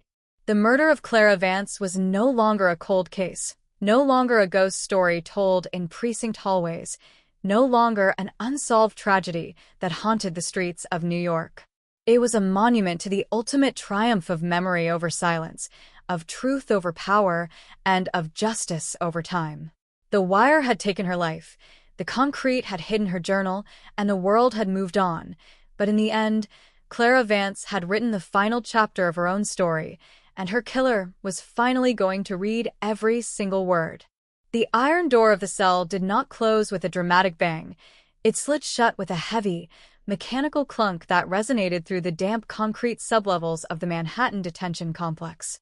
For Richard Sterling, that single sound marked the absolute end of an entire universe, a realm of private helicopters, marble executive suites, and five-star galas where his word had carried the authority of law for more than half a century.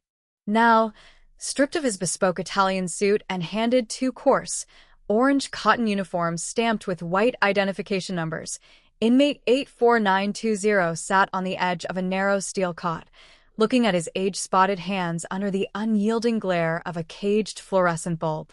Outside, the news cycle burned at a white-hot temperature. On every screen across the continent, news networks dissected the astonishing collapse of one of the world's most powerful corporate dynasties. New York 1994 cold case solved. Victim's diary entry exposes powerful CEO. 3 floors up, inside the prosecution war room at 100 Center Street, Detective Elena Rodriguez and Senior Prosecutor Marcus Vance were far from celebrating. They knew that securing a no-bail remand in an initial arraignment was merely winning the first trench in a brutal, protracted war of attrition. Across town in a high-rise office overlooking Midtown, Sterling's Defense League, a coalition of 3 top-tier criminal defense law firms, medical specialists, and elite public relations strategists, had already convened an emergency war council. Their strategy was simple: weaponize Sterling's advanced age, launch an aggressive, multi-pronged constitutional challenge against the 1994 physical evidence chain of custody, and systematically discredit the touch DNA technology that had pinned him to the wire. By Tuesday morning, Benjamin Roth, the lead defense counsel whose ferocious courtroom cross-examinations were legendary throughout the federal judicial system, filed a 60-page motion to suppress all physical evidence retrieved from the 1994 police archive. Roth's argument was surgical. He asserted that over 32 years, evidence box 4B, 1094 had been moved between 4 different police storage facilities during precinct consolidations and building renovations in the late 1990s and early 2000s. The paper evidence logs from that era were faded, with 2 handwritten transfer receipts missing supervisory signatures from September 2001. Without an unbroken, pristine, minute-by-minute chain of custody covering every single day of the last 3 decades, Roth declared during a packed pretrial hearing before Judge Mercer, the state cannot prove beyond a reasonable doubt that the metallic wire offered as evidence today is in the exact same condition as it was when collected from 42nd Street in 1994. Cross-contamination in dusty, unmonitored basements is not a possibility, Your Honor. It is a statistical certainty. Furthermore, modern touch DNA extraction on microdebris is notoriously prone to secondary transfer. Someone could have touched a door handle or a handrail touched by my client at a corporate summit 30 years ago, transferred those microscopic skin cells to a police folder, and accidentally contaminated the wire. To incarcerate an 81-year-old humanitarian on such flimsy, speculative scientific grounds is a profound constitutional violation. The defense's opening volley hit the media like a sledgehammer, raising immediate doubts among legal commentators on national television. The narrative began to shift from the tragic murder of a young woman to a complex, dense legal battle over microscopic particles and decades-old paper receipts. To neutralize this dangerous line of attack, Rodriguez knew she couldn't rely solely on modern laboratory reports. She had to trace the physical path of evidence box 4B, 1094 with absolute, flawless historic precision.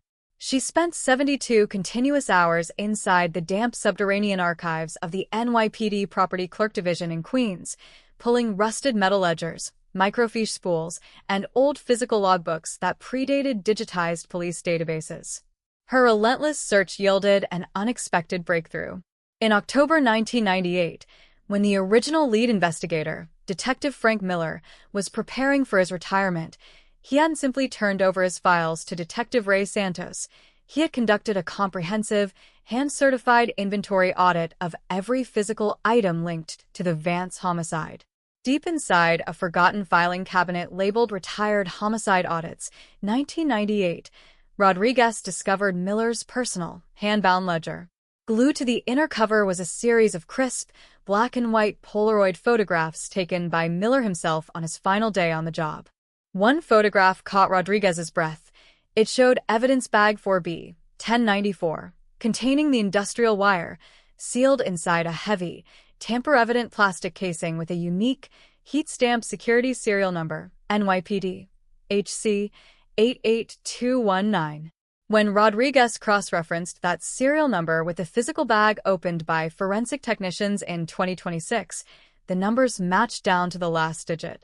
The heat seal remained completely intact, unbroken, and pristine. Detective Frank Miller, working out of a deep sense of duty before stepping into retirement 28 years earlier, had effectively locked the evidence in a temporal vault that no defense attorney could breach. While Rodriguez dismantled the chain of custody challenge, prosecutor Marcus Vance turned his attention to the second pillar of Sterling's defense, the claim that the newly recovered black leather journal was a fabricated diary produced by a disgruntled employee suffering from paranoia or professional resentment. To establish the absolute authenticity of Clara Vance's diary, Vance enlisted the services of Dr. Eris Thorne, the nation's foremost expert in forensic document analysis, historical ink chemistry, and paper degradation patterns. Operating out of a state-of-the-art laboratory at John Jay College of Criminal Justice, Dr. Thorne subjected Clara's journal to non-destructive spectroscopy, X-ray fluorescence, and microchemical analysis. The results were damning to Sterling's defense. Thorne verified that the paper stock belonged to a specific batch of legal stationery manufactured in Boston in early 1994, sold exclusively through a small office supply vendor located 2 blocks from Sterling, Vance, and Croft's headquarters. The blue ballpoint ink used throughout the journal contained specific chemical binders that were discontinued in late 1995. Most importantly, microscopic analysis of the binding proved that the pages had been written chronologically over a period of 7 months, with distinct environmental exposure signatures matching the damp conditions of the sub-basement utility recess, where it had rested behind concrete for 32 years. This document, Dr. Thorne stated in his certified affidavit to the court, is a genuine, unaltered, contemporaneous artifact created in the autumn of 1994. It is physically impossible to forge a document with these specific, layered microchemical decay signatures using modern materials. Armed with Miller's retirement audit and Thorne's forensic validation, Prosecutor Vance returned to Room 111 of the Manhattan Criminal Courts building for the crucial evidentiary suppression hearing. Before a crowded gallery, Vance presented the Polaroid photographs from 1998 and the chemical breakdown of the journal, systematically demolishing Benjamin Roth's motions one by one. Judge Mercer listened intently, her face impassioned as she reviewed the heat-stamped security numbers and scientific affidavits. She did not hesitate when she rendered her ruling from the bench. The defense's motions to suppress the physical wire and the victim's diary are hereby denied in their entirety, Judge Mercer announced, her voice echoing through the vaulted courtroom. The state has established an exceptional, unbroken chain of custody, backed by historic documentation that exceeds standard evidentiary burdens. The evidence will be admitted, and this case will proceed directly to trial. The ruling was a crushing blow to Sterling's legal strategy. The defense team's attempt to kill the case before trial had failed completely. The reality set in. Richard Sterling, at 81 years old, would stand trial for first-degree murder in front of 12 Manhattan jurors. As the trial date approached, the prosecution team knew they needed to prepare their most important witness, Sarah Jenkins. Now 64 years old, Sarah had lived with the agonizing weight of Clara's unresolved death for more than half her life. Sitting in a quiet conference room inside the district attorney's office, Sarah looked at old photographs of Clara taken during their college years, smiling on the steps of the Columbia University Library, eating lunch in Central Park, celebrating birthdays in small New York apartments. She knew what she was risking, Elena, Sarah said quietly, her eyes brimming with tears as she spoke to Detective Rodriguez. Clara wasn't naive. She knew how powerful Richard Sterling was. She knew that men like him controlled courts, banks, and politicians. But she used to tell me that if good people look away just because the culprit wears an expensive suit, then the whole system is a lie. She stayed in that sub-basement archive on Friday night because she believed that the truth mattered more than her own safety. For 32 years, I thought his money had bought him absolute silence. I thought he had won. He didn't win, Sarah, Rodriguez said softly, placing a hand on Sarah's arm. He just had a 32-year head start. Now it's our turn. On the morning of January 12, 2027, the trial of the people of the state of New York versus Richard Sterling officially opened in the Manhattan Supreme Court. The courtroom was packed to absolute capacity, filled with legal scholars, international journalists, veteran homicide detectives, and members of the public who had followed the case since the sensational discovery in the Wall Street construction site. Prosecutor Marcus Vance delivered an opening statement that held the room in absolute, spellbound silence. He did not use grandiloquent legal jargon. He used the stark, vivid reality of a young woman's stolen future. Members of the jury, Vance began, standing directly before the 12 citizens chosen to decide the fate of a billionaire. This case is not about high finance, corporate buyouts, or offshore account ledgers. This case is about a young woman named Clara Vance, who was 27 years old when her heart was stopped in her own living room on a cold, rainy Sunday night in November 1994. It is about a young woman who saw darkness at the highest levels of power and had the courage to write it down. Vance turned slowly and pointed his finger directly at Richard Sterling, who sat at the defense table in a dark, navy blue prison-issue suit, looking frail yet distinctly cold. The man sitting right there, Vance continued, his voice rising with controlled power, believed he was a god in this city. He believed that his wealth elevated him above the laws that govern ordinary men and women. When Clara Vance discovered his multi-million-dollar financial frauds, he didn't offer a defense. He offered a death sentence. He brought an industrial aircraft wire to her apartment. He wrapped it around her neck, and he squeezed the life out of her body while looking into her eyes. He then buried her diary behind a concrete wall, stepped back out into the Manhattan rain, and spent the next 32 years enjoying luxury, power, and international acclaim. Vance walked back to the prosecution table and lifted the small, black leather journal wrapped in clear protective casing. Richard Sterling thought he had silenced Clara Vance forever, Vance concluded, holding the journal high for every juror to see. He was wrong. Clara Vance is in this courtroom today. Her words are in this book. Her evidence is in this steel wire. And through her voice, justice, delayed by 32 long years, will finally be delivered. The trial unfolded over 3 intense, harrowing weeks. The prosecution called a parade of expert witnesses, forensic technicians who demonstrated how the 24-locus STR DNA profile from the wire matched Sterling's genetic marker to a statistical certainty of 1 in 90 trillion, construction workers who described pulling the rusted safe and diary from behind the concrete wall, and Dr. Thorne, who detailed the chemical authenticity of Clara's final entry.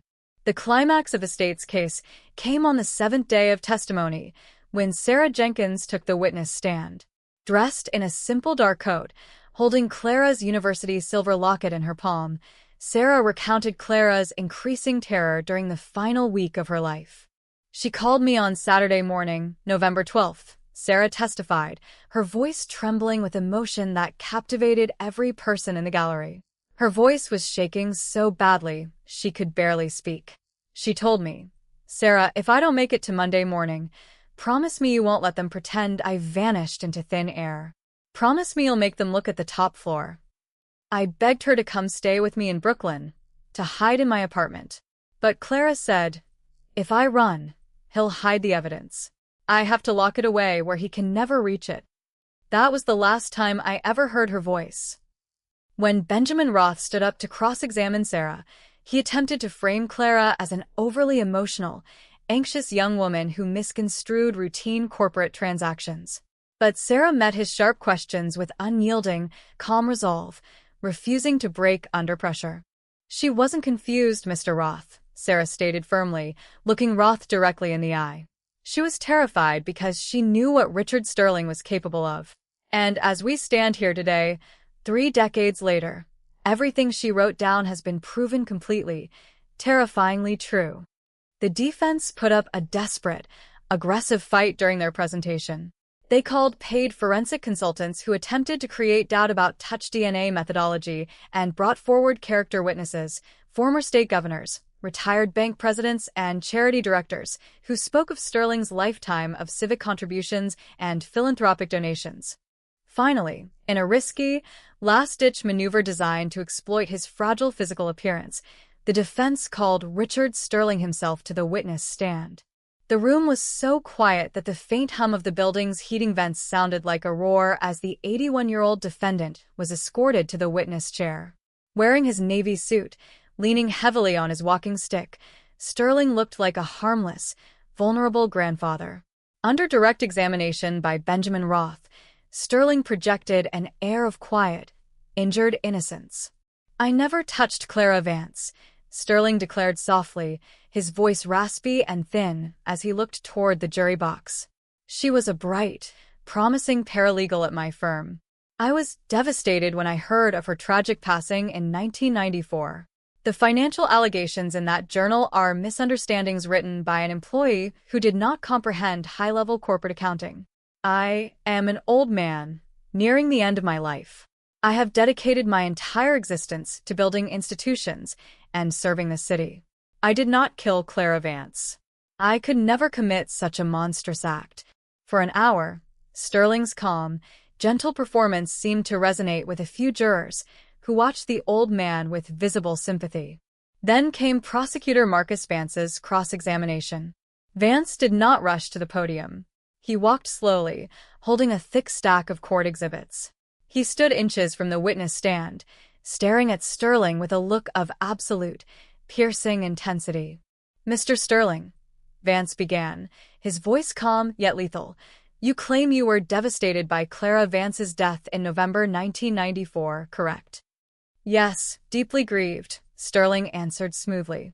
"And yet," Vance continued, pulling a document from his folder, "on Tuesday morning, November 15th, 1994, less than 36 hours after Clara's body was found on her apartment floor, you signed an executive order authorizing the immediate transfer of $12 million out of the firm's contingency fund into an unregistered offshore bank account in Nassau, Bahamas.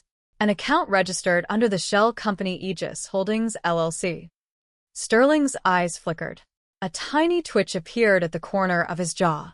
"That was a routine financial restructuring handled by my accounting staff." A routine transaction? Vance countered sharply, stepping closer. "A transaction executed the day after the paralegal who discovered that exact account was found strangled with an industrial aircraft wire? An industrial wire, Mr. Sterling, that contains skin cells matching your DNA. I visited the sub-basement archive on Friday night," Sterling stammered, his aristocratic composure beginning to crack under the sudden pressure. "I may have touched tools or files that were later brought up to her apartment by someone else."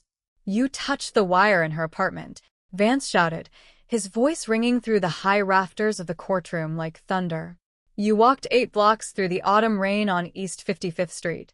You pushed your way into her apartment. You pulled that wire around her neck until her pulse stopped because she had the courage to document your corruption. You killed her to protect your money. She was going to destroy everything I built."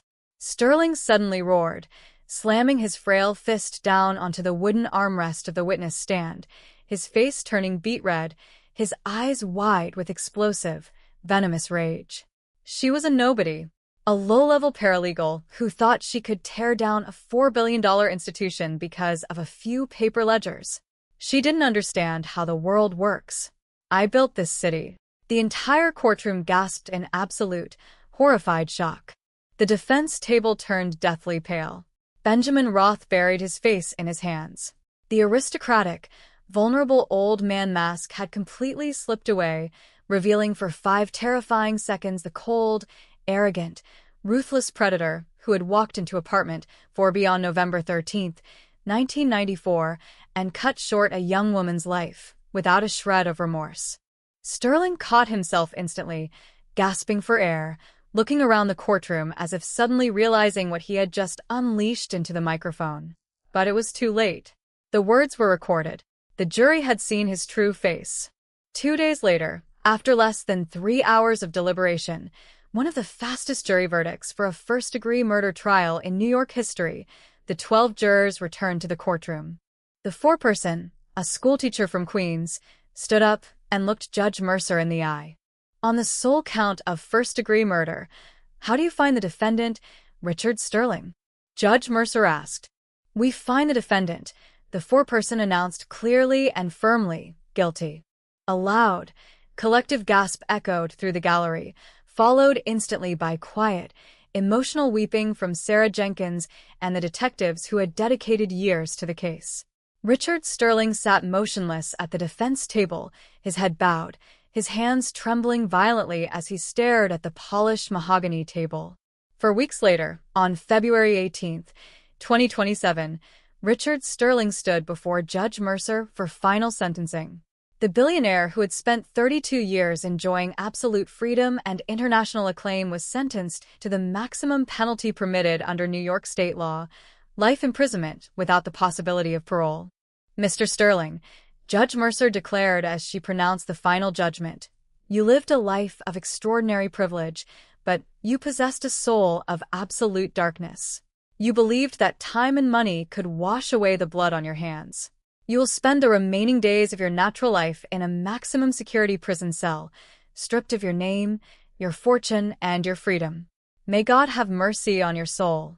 As court officers placed heavy steel shackles around Sterling's ankles and led him through the rear door toward the state prison transport bus, Detective Elena Rodriguez and Prosecutor Marcus Vance walked out of the courthouse into the bright afternoon sunlight on Center Street. They walked 4 blocks north to Central Park, stopping near a small, quiet memorial bench installed by Sarah Jenkins near the duck pond. On the brass plaque affixed to the wooden bench were carved simple words beneath a small, engraved black leather journal.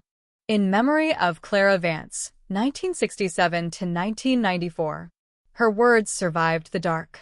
Her courage tore down an empire. Justice never forgets. The winter wind blew softly through the snow-dusted branches of the oak trees, carrying away the lingering ghosts of a 32-year nightmare. The case was closed, the ledger was balanced, and in the heart of the city that never sleeps, the voice of Clara Vance was finally, eternally at peace. The iron gates of the Green Haven Maximum Security Facility did not just close behind inmate 84,920, they locked away an entire epoch of Wall Street impunity. But while Richard Sterling began his life sentence in a 6-by-8-foot concrete cell in upstate New York, the seismic waves generated by his conviction continued to rip through the core of the American financial and legal systems. The closing of a trial is rarely the end of a story. In a city as dense, interconnected, and secret-laden as Manhattan, the exposure of one historic crime inevitably acts as a crowbar, prying open doors that powerful institutions have kept padlocked for decades.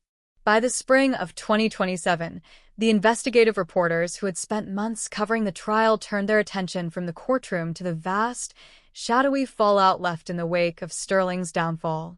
The headlines that had dominated the news cycles, New York 1994 cold case solved, victim's diary entry exposes powerful CEO, were now giving way to an even more disturbing series of investigative revelations.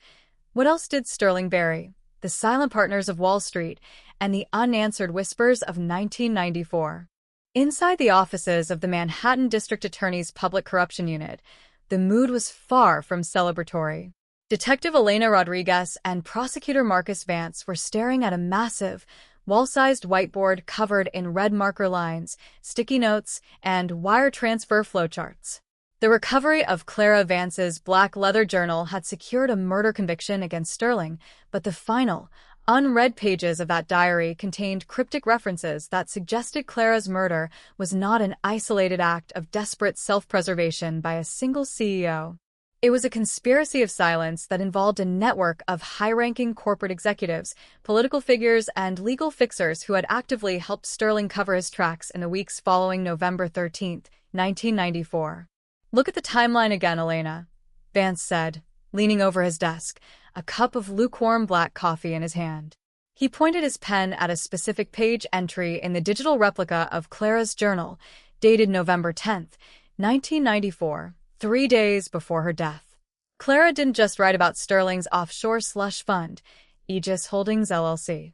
She wrote down a set of initials, EV, and referenced a private meeting held in the penthouse suite of the Carlisle Hotel on the night the merger was finalized. She wrote, Evie confirmed the payment route through Zurich. If Sterling falls, Evie goes down with him. They are bound in blood. Rodriguez leaned in closer, staring at the faded blue ink digitized on the high-definition monitor. Evo. In 1994, who held that level of authority at Sterling? Vance and Croft? The firm had 3 founding partners, Richard Sterling, Arthur Vance, no relation to Clara, and Edward Vance Cross. Edward Vance Cross, Vance repeated slowly, the name hanging heavy in the quiet office. The senior managing partner who suddenly retired from public life 6 months after Clara's murder packed his bags and moved to a gated, heavily guarded estate on the private island of Mustique in the Caribbean. A man who managed to keep his name out of every police transcript in 1994. Edward Vance Cross was a legendary ghost in corporate finance. In the late 1980s and early 1990s, he was known as the Vault, a razor-sharp legal strategist who handled the private tax structures, political donations, and international asset protection for the world's most reclusive billionaires. When Clara Vance was murdered in November 1994, Vance Cross was the one who personally oversaw the law firm's internal investigation, coordinating directly with the NYPD to assist detectives while systematically restricting access to internal server logs and subterranean archive vaults. For 32 years, Vance Cross had lived in absolute, uninterrupted luxury, untouched by the tragedy that had ended Clara's life. But with Sterling facing the rest of his natural days behind bars, the unspoken pact of silence that had bound the firm's executive suite was beginning to fracture under the sheer weight of federal scrutiny. The breakthrough came from an unexpected quarter. In late April 2027, a former archival technician who had worked for Sterling, Vance, and Croft in the mid-1990s, a man named Thomas Thorne, now 72 years old and living in suburban New Jersey, walked into the Manhattan DA's office accompanied by his daughter. Thorne was terminally ill and carrying a faded, dusty leather briefcase that he had kept hidden in his attic since the winter of 1994. Thorne sat down in the interrogation room, his voice thin and raspy, his hands trembling as he unlocked the rusted clasps of the briefcase. I couldn't sleep after I saw the news about Richard Sterling, Thorne said softly, looking at Detective Rodriguez. For 33 years, I carried this burden. When Clara was killed, Mr. Vance Cross called me down to his private office in the middle of the night. It was 2 days after her body was found. The police were still dusting her apartment for prints. He handed me a stack of backup magnetic data tapes from the firm's mainframes and told me to take them to the commercial incinerator in Brooklyn and watch them burn. Rodriguez's eyes widened. And you kept them? I couldn't burn them, Thorne whispered, tears welling in his aged eyes. I knew Clara. She was a kind, sweet girl who always asked about my kids. I knew something horrible was happening. I told Vance Cross I destroyed them, but instead, I packed them in plastic and hid them in my home. I was too terrified to go to the police back then. Vance Cross told me that if a single word about those tapes got out, my family would be destroyed. But I'm dying now, Detective. I want to clear my conscience before I meet my maker. Inside the briefcase were 4 heavy, reel-to-reel computer backup tapes labeled in faded red marker, SVNC, Executive Switchboard Logs and Internal Audit Trail, November 1994. The district attorney's digital forensics team spent 2 weeks retrofitting obsolete 1990s tape-reading machinery to extract the data stored on the magnetic ribbons. What emerged from those recovered files was an astonishing, minute-by-minute digital record of the frantic, high-level conspiracy that unfolded inside the law firm before and after Clara Vance's murder. The data tapes revealed that on Saturday, November 12, 1994, the day after Sterling confronted Clara in the archive vault, an encrypted audio phone call took place between Richard Sterling's private office line and Edward Vance Cross's home in Greenwich, Connecticut. The call lasted 11 minutes. Thanks to an automated internal compliance recording system that Vance Cross had secretly installed to monitor his own partners, the entire conversation was preserved on the tape. The audio file was scrubbed of background static using modern digital enhancement software. When Rodriguez and Vance pressed play inside the DA's conference room, The chilling voices of two powerful men discussing a human life echoed through the speakers like a ghost returning from the dark. She has the Aegis Ledger's Edward. Sterling's voice cut through the room, cold, measured, and devoid of emotion. She knows about the Zurich transfers. She knows about the regulatory payoffs. She wrote everything down. Does she have copies outside the building? Vance Cross's voice responded, sharp and panicked. No, Sterling replied. She hidden them somewhere in the building, but she plans to go to the U.S. attorney on Monday morning. If she walks into that courthouse, Edward, the entire firm ceases to exist by noon. You, me, Arthur, we all go to federal penitentiary for the rest of our lives. There was a long, harrowing 5-second silence on the tape before Vance Cross spoke again. Then she cannot walk into that courthouse on Monday, Richard. Do whatever is necessary to secure those files. I will ensure the police investigation stays focused on a street mugging or a random home invasion. I will manage the partners. Just make sure it's clean, and make sure she never speaks again. The audio recording was the smoking gun that transformed a single murder case into an unassailable prosecution against the entire structural elite of Sterling, Vance, and Croft. It proved beyond any legal doubt that Clara's murder was not merely an impulsive act by Richard Sterling, but a premeditated, corporate execution sanctioned and facilitated at the absolute highest levels of power. Within 48 hours, federal prosecutors and NYPD cold case detectives executed an international arrest warrant with the cooperation of foreign law enforcement authorities. On May 12, 2027, a joint tactical team landed on the private airstrip on the island of Mustique. Edward Vance Cross, now 84 years old, sitting on the veranda of his multi-million-dollar oceanfront villa, was taken into custody without incident. The image of Vance Cross, dressed in linen clothes, being escorted onto a federal transport aircraft in handcuffs, flashed across global screens, triggering a secondary wave of public shock. The headline repeated across international news agencies. 1994 cold case conspiracy expands.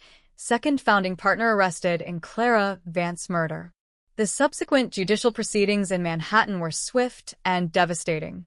Faced with the irrefutable digital tape recordings, Thorne's testimony, and the overwhelming forensic evidence already established during Sterling's trial, Vance Cross's legal defense collapsed before it could even formulate a motion. In exchange for avoiding a televised trial that would expose the intimate details of his family's financial holdings, Edward Vance Cross entered a formal guilty plea in Manhattan Supreme Court to charges of conspiracy to commit first-degree murder and accomplice to homicide. He was sentenced to 25 years to life in state prison, guaranteeing that he, like Sterling, would spend his final days behind concrete walls. The fall of Sterling and Vance Cross sent shockwaves through the American legal landscape, prompting federal regulatory agencies to launch historic investigations into corporate compliance, cold case preservation, and the systemic accountability of high-level law firms. The United States Congress introduced the Clara Vance Whistleblower Protection and Cold Case Preservation Act, a sweeping piece of federal legislation designed to mandate the permanent digital archiving of internal corporate corruption records and allocate multi-billion-dollar funding streams to municipal police cold case units across the country. On a bright, clear morning in October 2027, 3 years after the demolition workers' jackhammer broke through the concrete wall on Wall Street, a formal dedication ceremony took place at the corner of 42nd Street and 2nd Avenue, just steps away from the brownstone where Clara Vance's life was taken in 1994.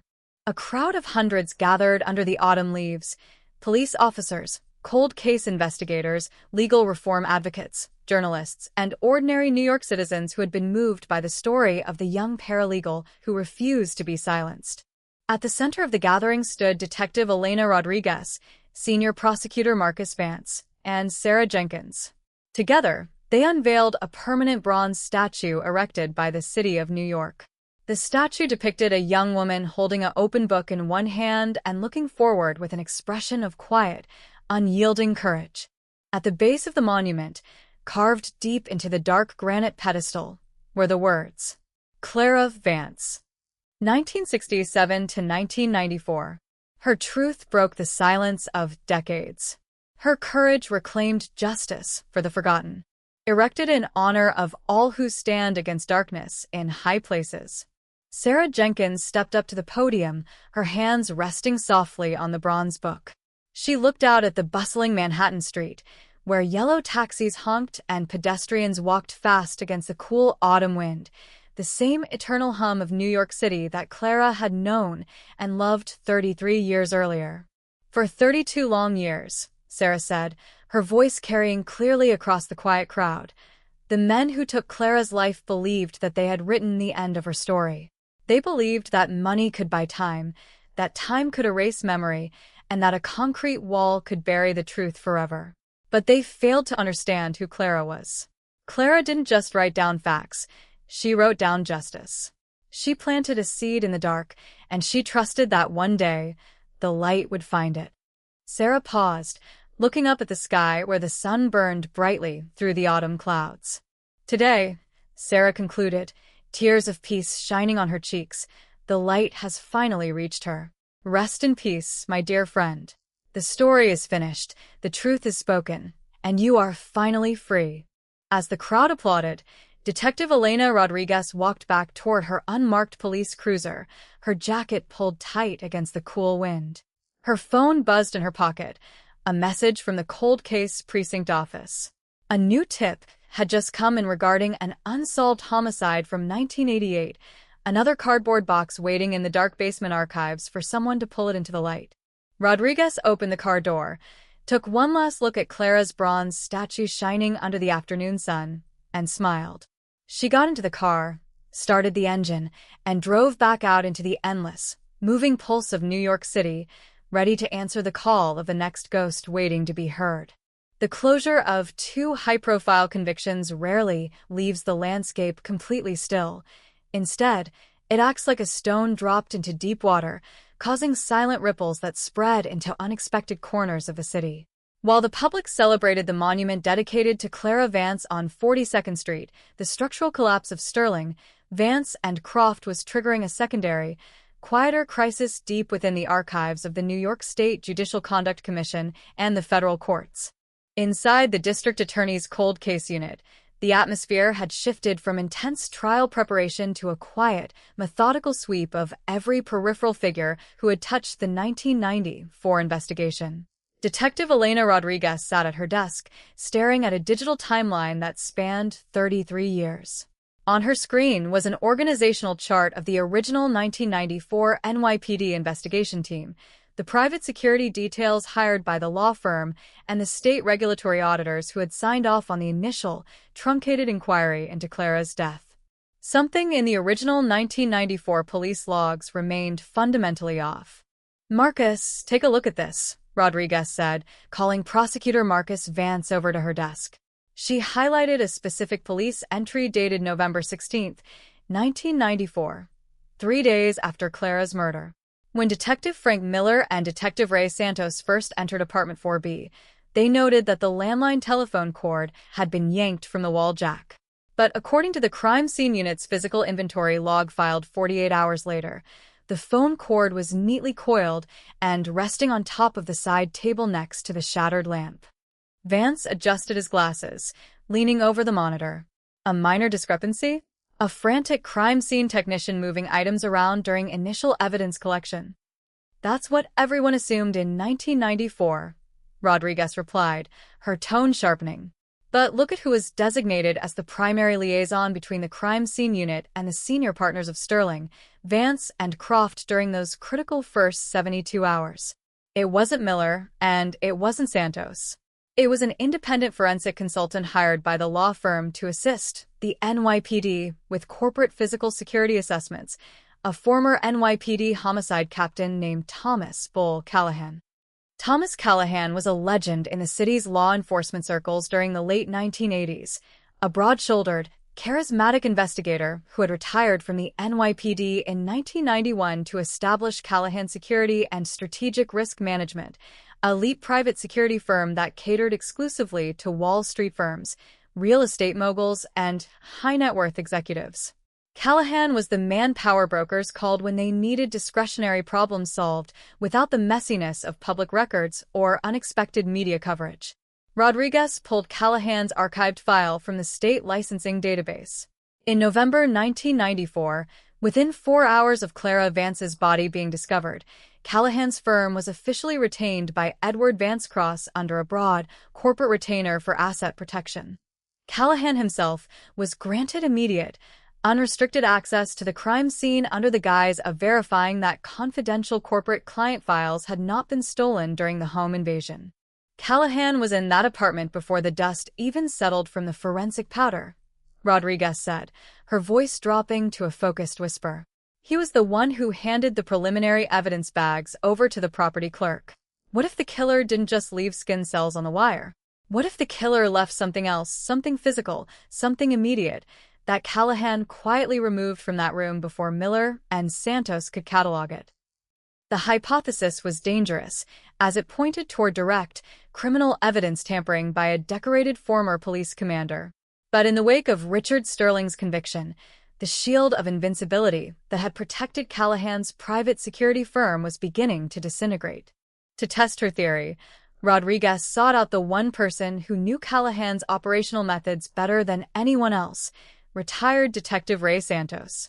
Santos, now 71 years old, lived in a quiet coastal town in Long Island. When Rodriguez and Vance arrived at his home carrying the digitized physical evidence logs from 1994, Santos welcomed them into his study, surrounded by framed police commendations, old precinct team photographs, and a fading picture of Clara Vance that he had kept on his desk for over 3 decades.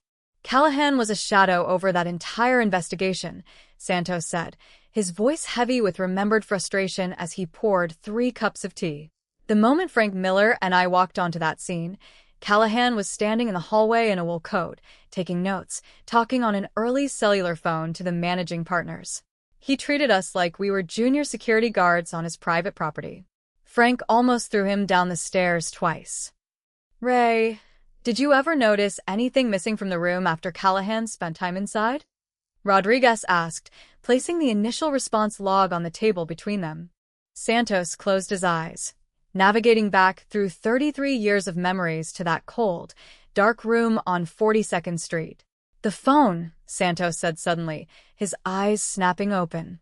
Frank and I noticed the landline was yanked out, but there was something else on that side table. Clara had a small digital answering machine, one of those early microcassette devices people used in the 90s. I distinctly remember seeing the red LED light blinking on the machine when we first walked in at 1 o'clock. It meant there was an unread voicemail message waiting. Rodriguez felt a cold prickle of adrenaline run down her spine. An unread voicemail? Ray, there is zero mention of a microcassette tape or an answering machine in the final evidence inventory signed by Callahan. Santos slammed his hand onto the table, the teacups rattling. Because Callahan took it. Frank and I were called away to the street level for 20 minutes to deal with the overwhelming crowd of reporters that had descended on the brownstone. When we came back upstairs, the CSU team was bagging the lamp and Callahan was standing by the door, putting his gloves back in his pocket. When I looked at the table again, the answering machine was gone and the cord was neatly coiled. The revelation was explosive. On the night of Sunday, November 13th, 1994, someone had called Clara Vance's apartment, perhaps right before or right after her murder, and left a recorded voice message.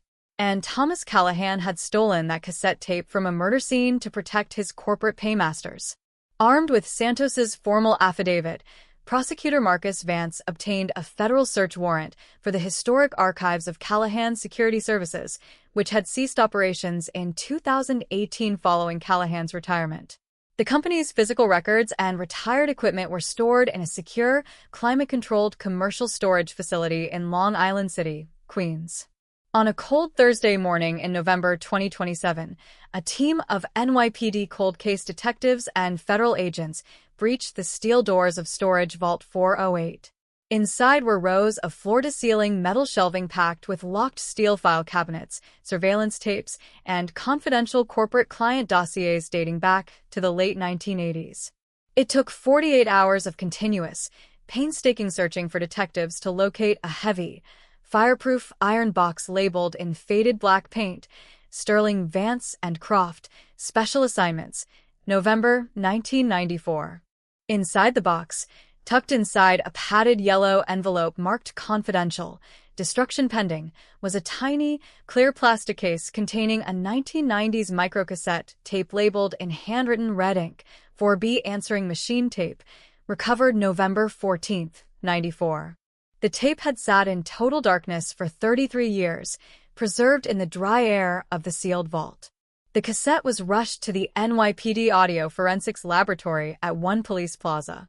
Using specialized analog magnetic tape restoration techniques, technicians baked the brittle tape in a controlled thermal chamber to prevent the magnetic coating from flaking, then digitized the signal using high-resolution optical tape readers.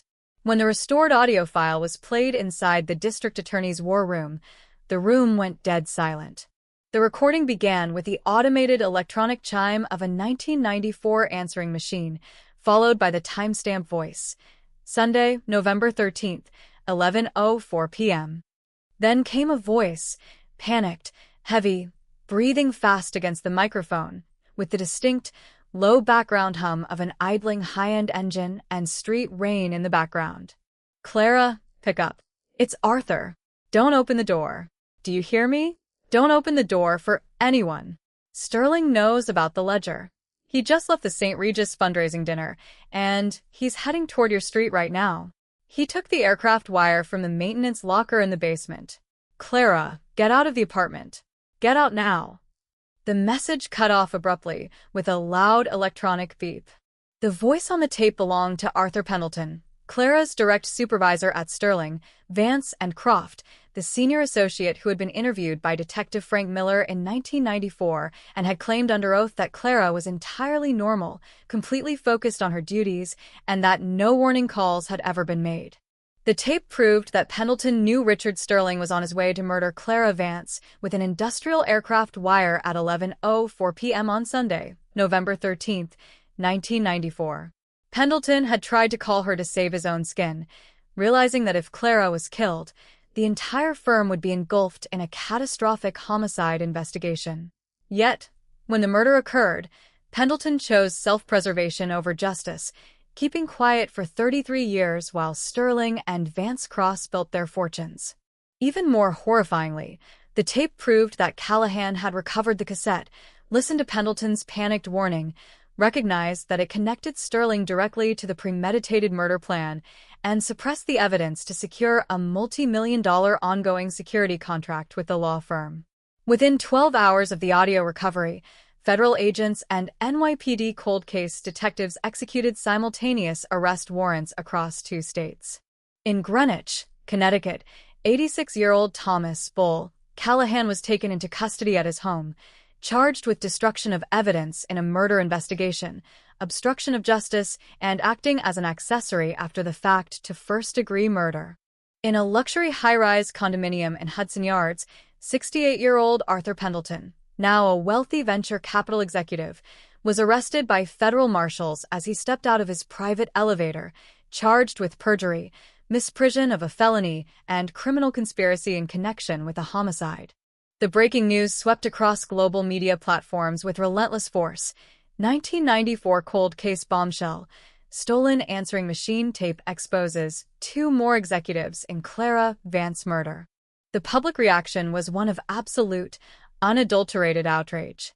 The case had evolved from a singular cold case homicide into a devastating, historic exposure of how institutional power, private security firms, and corporate legal structures could conspire to erase evidence and shield a murderer for over 3 decades. The judicial proceedings that followed in early 2028 were swift and uncompromising. Faced with the audio recording of his own voice, Arthur Pendleton entered a formal guilty plea to accomplice to manslaughter and obstruction of justice. In a tearful, broken statement delivered before a packed courtroom, Pendleton expressed profound remorse for his decades of cowardly silence, admitting that he had spent 33 years living in a personal hell of guilt and fear. He was sentenced to 15 years in state prison. Thomas Callahan, facing a battery of federal and state charges that guaranteed he would spend the remainder of his life in prison, attempted to fight the indictment through his defense attorneys. But when Judge Mercer ruled that the microcassette tape was fully admissible due to its pristine preservation in Callahan's own corporate vault, Callahan's defense collapsed. He pleaded guilty to obstruction of justice and tampering with physical evidence, receiving a 10-year sentence without the possibility of early parole. With Callahan and Pendleton sentenced, the entire network of corruption that had swallowed Clara Vance's murder in November 1994 was completely, systematically dismantled. On a crisp, sunny afternoon in May 2028, a final press conference was held on the front steps of the Manhattan Criminal Courts building. Standing at the podium before dozens of news cameras were Senior Prosecutor Marcus Vance, Detective Elena Rodriguez, retired Detective Ray Santos, and Sarah Jenkins. Behind them, held by two uniformed officers, was the original wooden frame containing Clara Vance's college diploma, a simple object that had been recovered from her apartment in 1994 and kept in the evidence locker for 34 years. Prosecutor Marcus Vance looked out at the assembled press corps, his expression solemn, grounded, and deeply fulfilled. 34 years ago, Vance declared, his voice echoing across Center Street, a young woman walked into an apartment on 42nd Street believing that the law was a shield designed to protect the innocent from the powerful. When she discovered corruption at the highest levels of American commerce, she did not look away. She did not take a bribe. She did not bow to fear. She stood her ground. Vance paused, looking back at Santos and Rodriguez. The men who killed her, the men who covered up her murder, and the men who hid her evidence believed that time was their greatest ally, Vance continued. They believed that memories fade, that tapes degrade, that concrete holds forever, and that a small voice can be drowned out by billions of dollars. Today, every single man who participated in that conspiracy wears a prison uniform. Today, we send an unmistakable message to anyone who believes they can hide behind wealth, power, or the passage of time. Justice in this city does not expire. As the press conference concluded, Sarah Jenkins walked over to Detective Rodriguez and embraced her tightly. "Thank you, Elena," Sarah whispered, her eyes shining with tears of absolute relief. "You gave her back her life."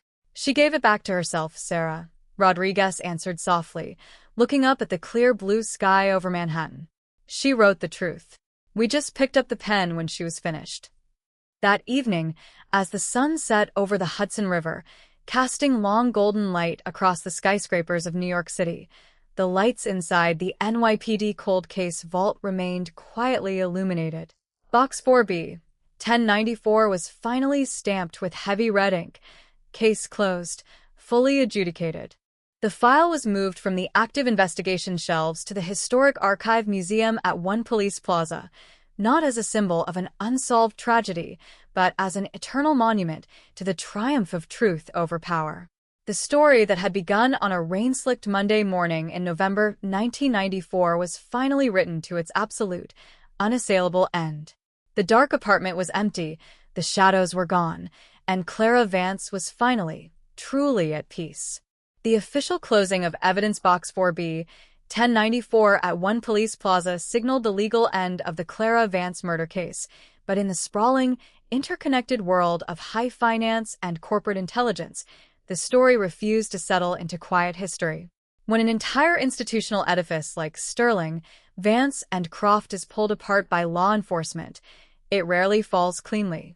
The dismantling of the firm's executive suite exposed a terrifying secondary reality. The illegal financial network Clara had uncovered in 1994 was not merely an isolated accounting fraud designed to cover trading losses. It was an ongoing, multi-billion-dollar shadow clearinghouse that had continued to operate quietly and seamlessly, long after her death. By the late summer of 2028, while Richard Sterling, Edward Vance Cross, Arthur Pendleton, and Thomas Callahan were serving their respective prison sentences, federal regulatory agencies and international financial crime task forces were busy pulling at the loose threads left behind in the master ledgers of Aegis Holdings LLC. Inside the United States Attorney's Office for the Southern District of New York, a specialized task force codenamed Operation Ghost Ledger was formed. Leading the investigative team was Assistant United States Attorney James Mercer, a sharp, uncompromising federal prosecutor. alongside Detective Elena Rodriguez, who had been officially detailed to the federal task force due to her unparalleled, encyclopedic knowledge of Clara Vance's original notes.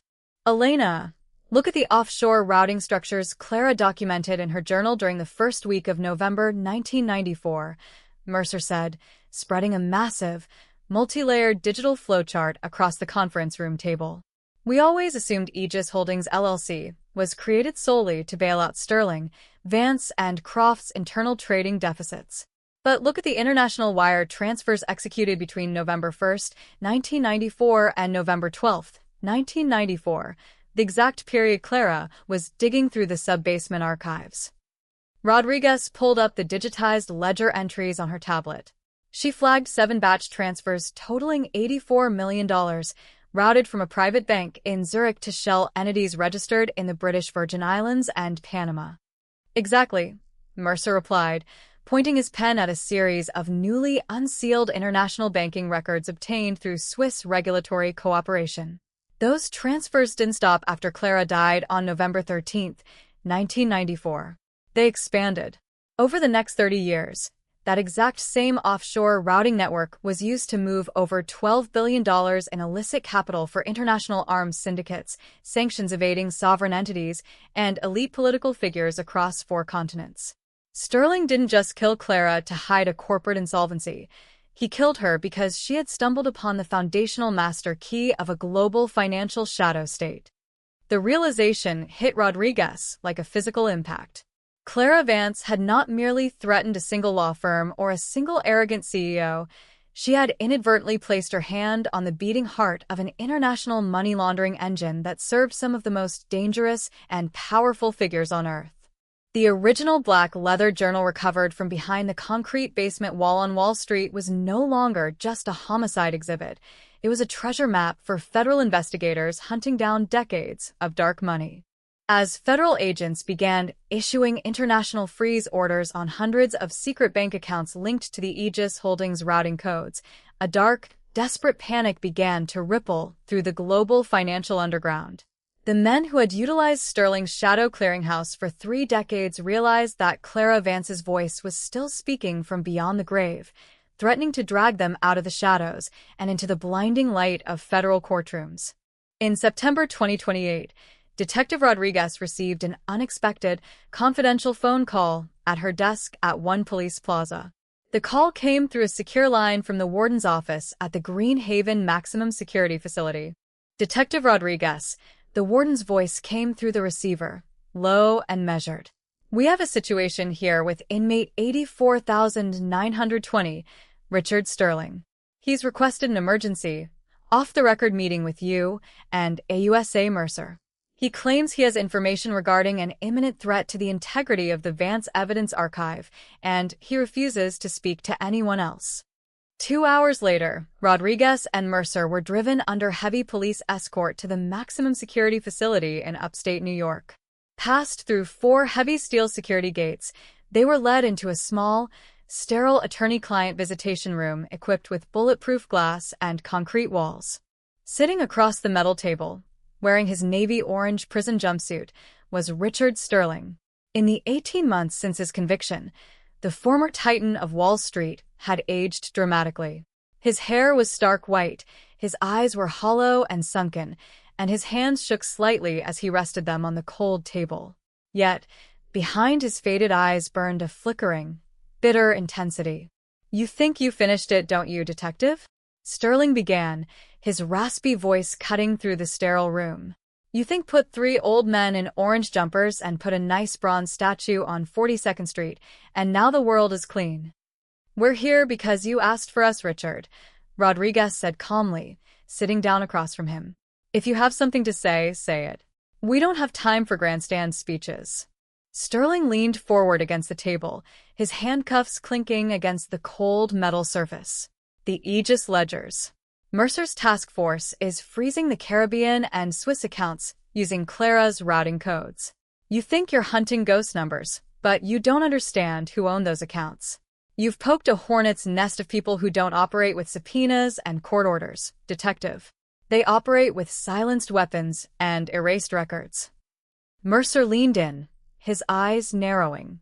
"Are you offering a confession regarding the international account holders, Sterling?" Sterling let out a dry, raspy laugh that turned into a hacking cough. "I'm offering you a survival warning, prosecutor.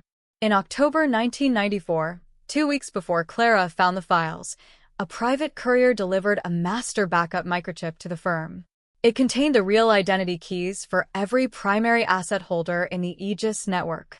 I didn't keep it in the sub-basement archive, and I didn't leave it in my penthouse." Rodriguez's heart rate quickened. "Where is the microchip, Richard?" "When Callahan swept Clara's apartment on the night I killed her," Sterling whispered, leaning so close his breath fogged the glass partition. "He didn't just take the answering machine tape. He found a small, locked metal key inside Clara's coat pocket. He didn't know what it belonged to, so he put it in the private safe inside his Long Island City storage vault, the same vault where you found the cassette tape last year. That key opened safety deposit box 402 at the old Manhattan Trust vault on Broad Street. The microchip is in that box." Sterling paused, staring directly into Rodriguez's eyes with an expression of pure, chilling gravity. "I'm telling you this because those people came to my defense team last week," Sterling admitted, his voice barely audible. "They offered to pay for a massive international appellate challenge if my lawyers agreed to destroy or retrieve that key from Callahan's seized assets. When my lawyers refused, my lead defense counsel, Benjamin Roth, received a death threat on his personal line. They know the key exists, Elena. If they get to box 402 before you do, every piece of financial truth Clara died for will be erased, and anyone who touched this case will be in mortal danger." The urgency was immediate and absolute. Rodriguez and Mercer did not wait for formal administrative clearances. Armed with an emergency federal search warrant signed by Judge Mercer, they raced back to Manhattan alongside a tactical team from the NYPD High-Risk Evidence Recovery Unit. At 4:30 p.m. on a rain-slicked Tuesday afternoon, a convoy of black unmarked police vehicles screeched to a halt outside the historic, neoclassical stone building that had housed the former Manhattan Trust vault on Broad Street, just 2 blocks from the New York Stock Exchange. The building had been closed for public banking since 2015, operating merely as a high-security private archival storage facility for historic financial institutions. The subsurface vault, constructed in the 1920s out of reinforced tungsten steel and 6-foot-thick concrete walls, sat 40 feet beneath street level, accessible only through a massive, 10-ton circular steel vault door. Accompanied by the vault custodian and 2 federal marshals, Rodriguez and Mercer descended into the cold, silent depths of the underground vault. The air was heavy, dry, and smelled of ozone, old copper, and polished steel. They walked down row 4, their footsteps echoing off the polished stone floor, until they stopped before locker unit 402. Rodriguez drew the small, rusted brass key that had been recovered from Thomas Callahan's seized evidence box earlier that morning. Her hands were steady as she inserted the key into the upper lock cylinder, while the custodian inserted the master house key into the lower cylinder. With a heavy, metallic click, the lock disengaged. Rodriguez carefully pulled the long, narrow steel safety deposit box out of its wall sleeve and set it on the viewing table in the center of the room. Inside the box, resting on a velvet lining preserved in near-perfect condition for 34 years, was a small, black velvet pouch and a handwritten note on heavy cream cardstock. Rodriguez pulled off her latex gloves, put on fresh forensic cotton gloves, and carefully opened the velvet pouch. Inside was a tiny, gold-plated 1990s microdata storage card, an early solid-state memory module used in military-grade encrypted computing systems during the mid-1990s. Beside the pouch, the handwritten note bore the unmistakable, crisp, elegant script of Clara Vance. The note, dated November 12, 1994, the final night of her life, read, "To whoever opens this box. If you are reading these words, it means my life has been taken, and the men who rule Sterling, Vance, and Croft have tried to rewrite the truth.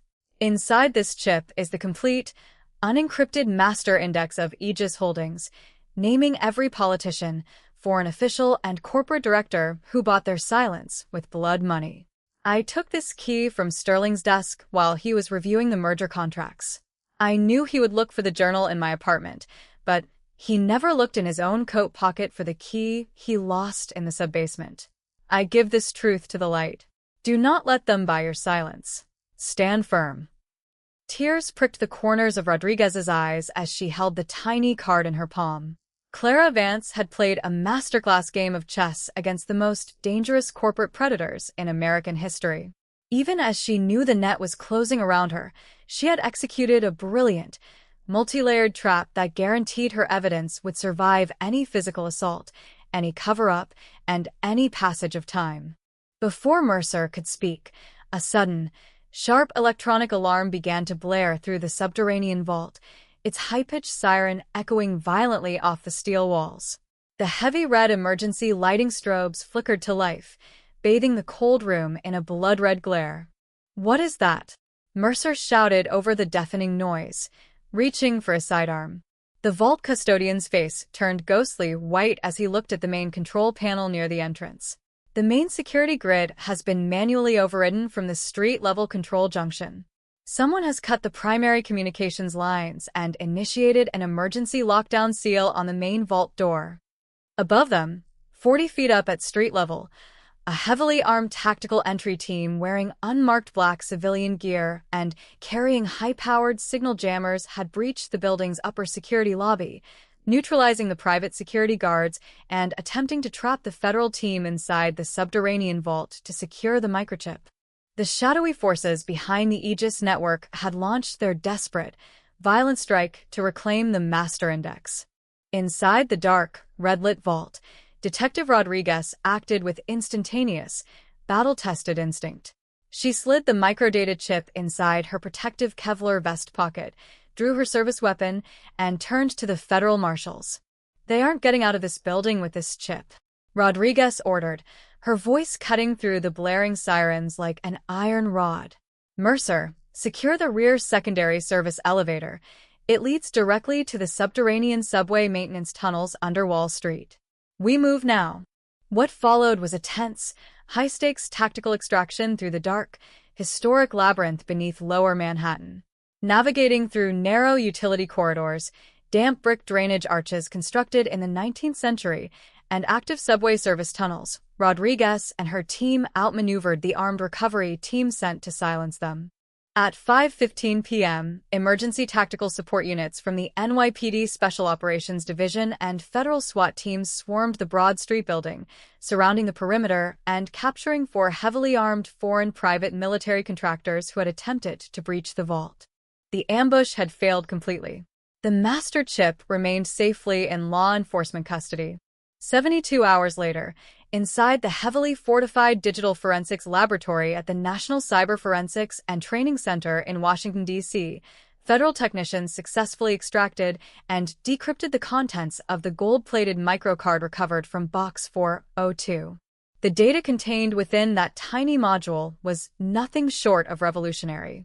It provided definitive, unassailable evidence detailing over 30 years of systemic international money laundering, exposing 2 former foreign heads of state, 3 sitting international parliamentarians, for global banking directors, and dozens of high-level corporate figures who had used Aegis holdings to conceal billions of dollars in illegal capital.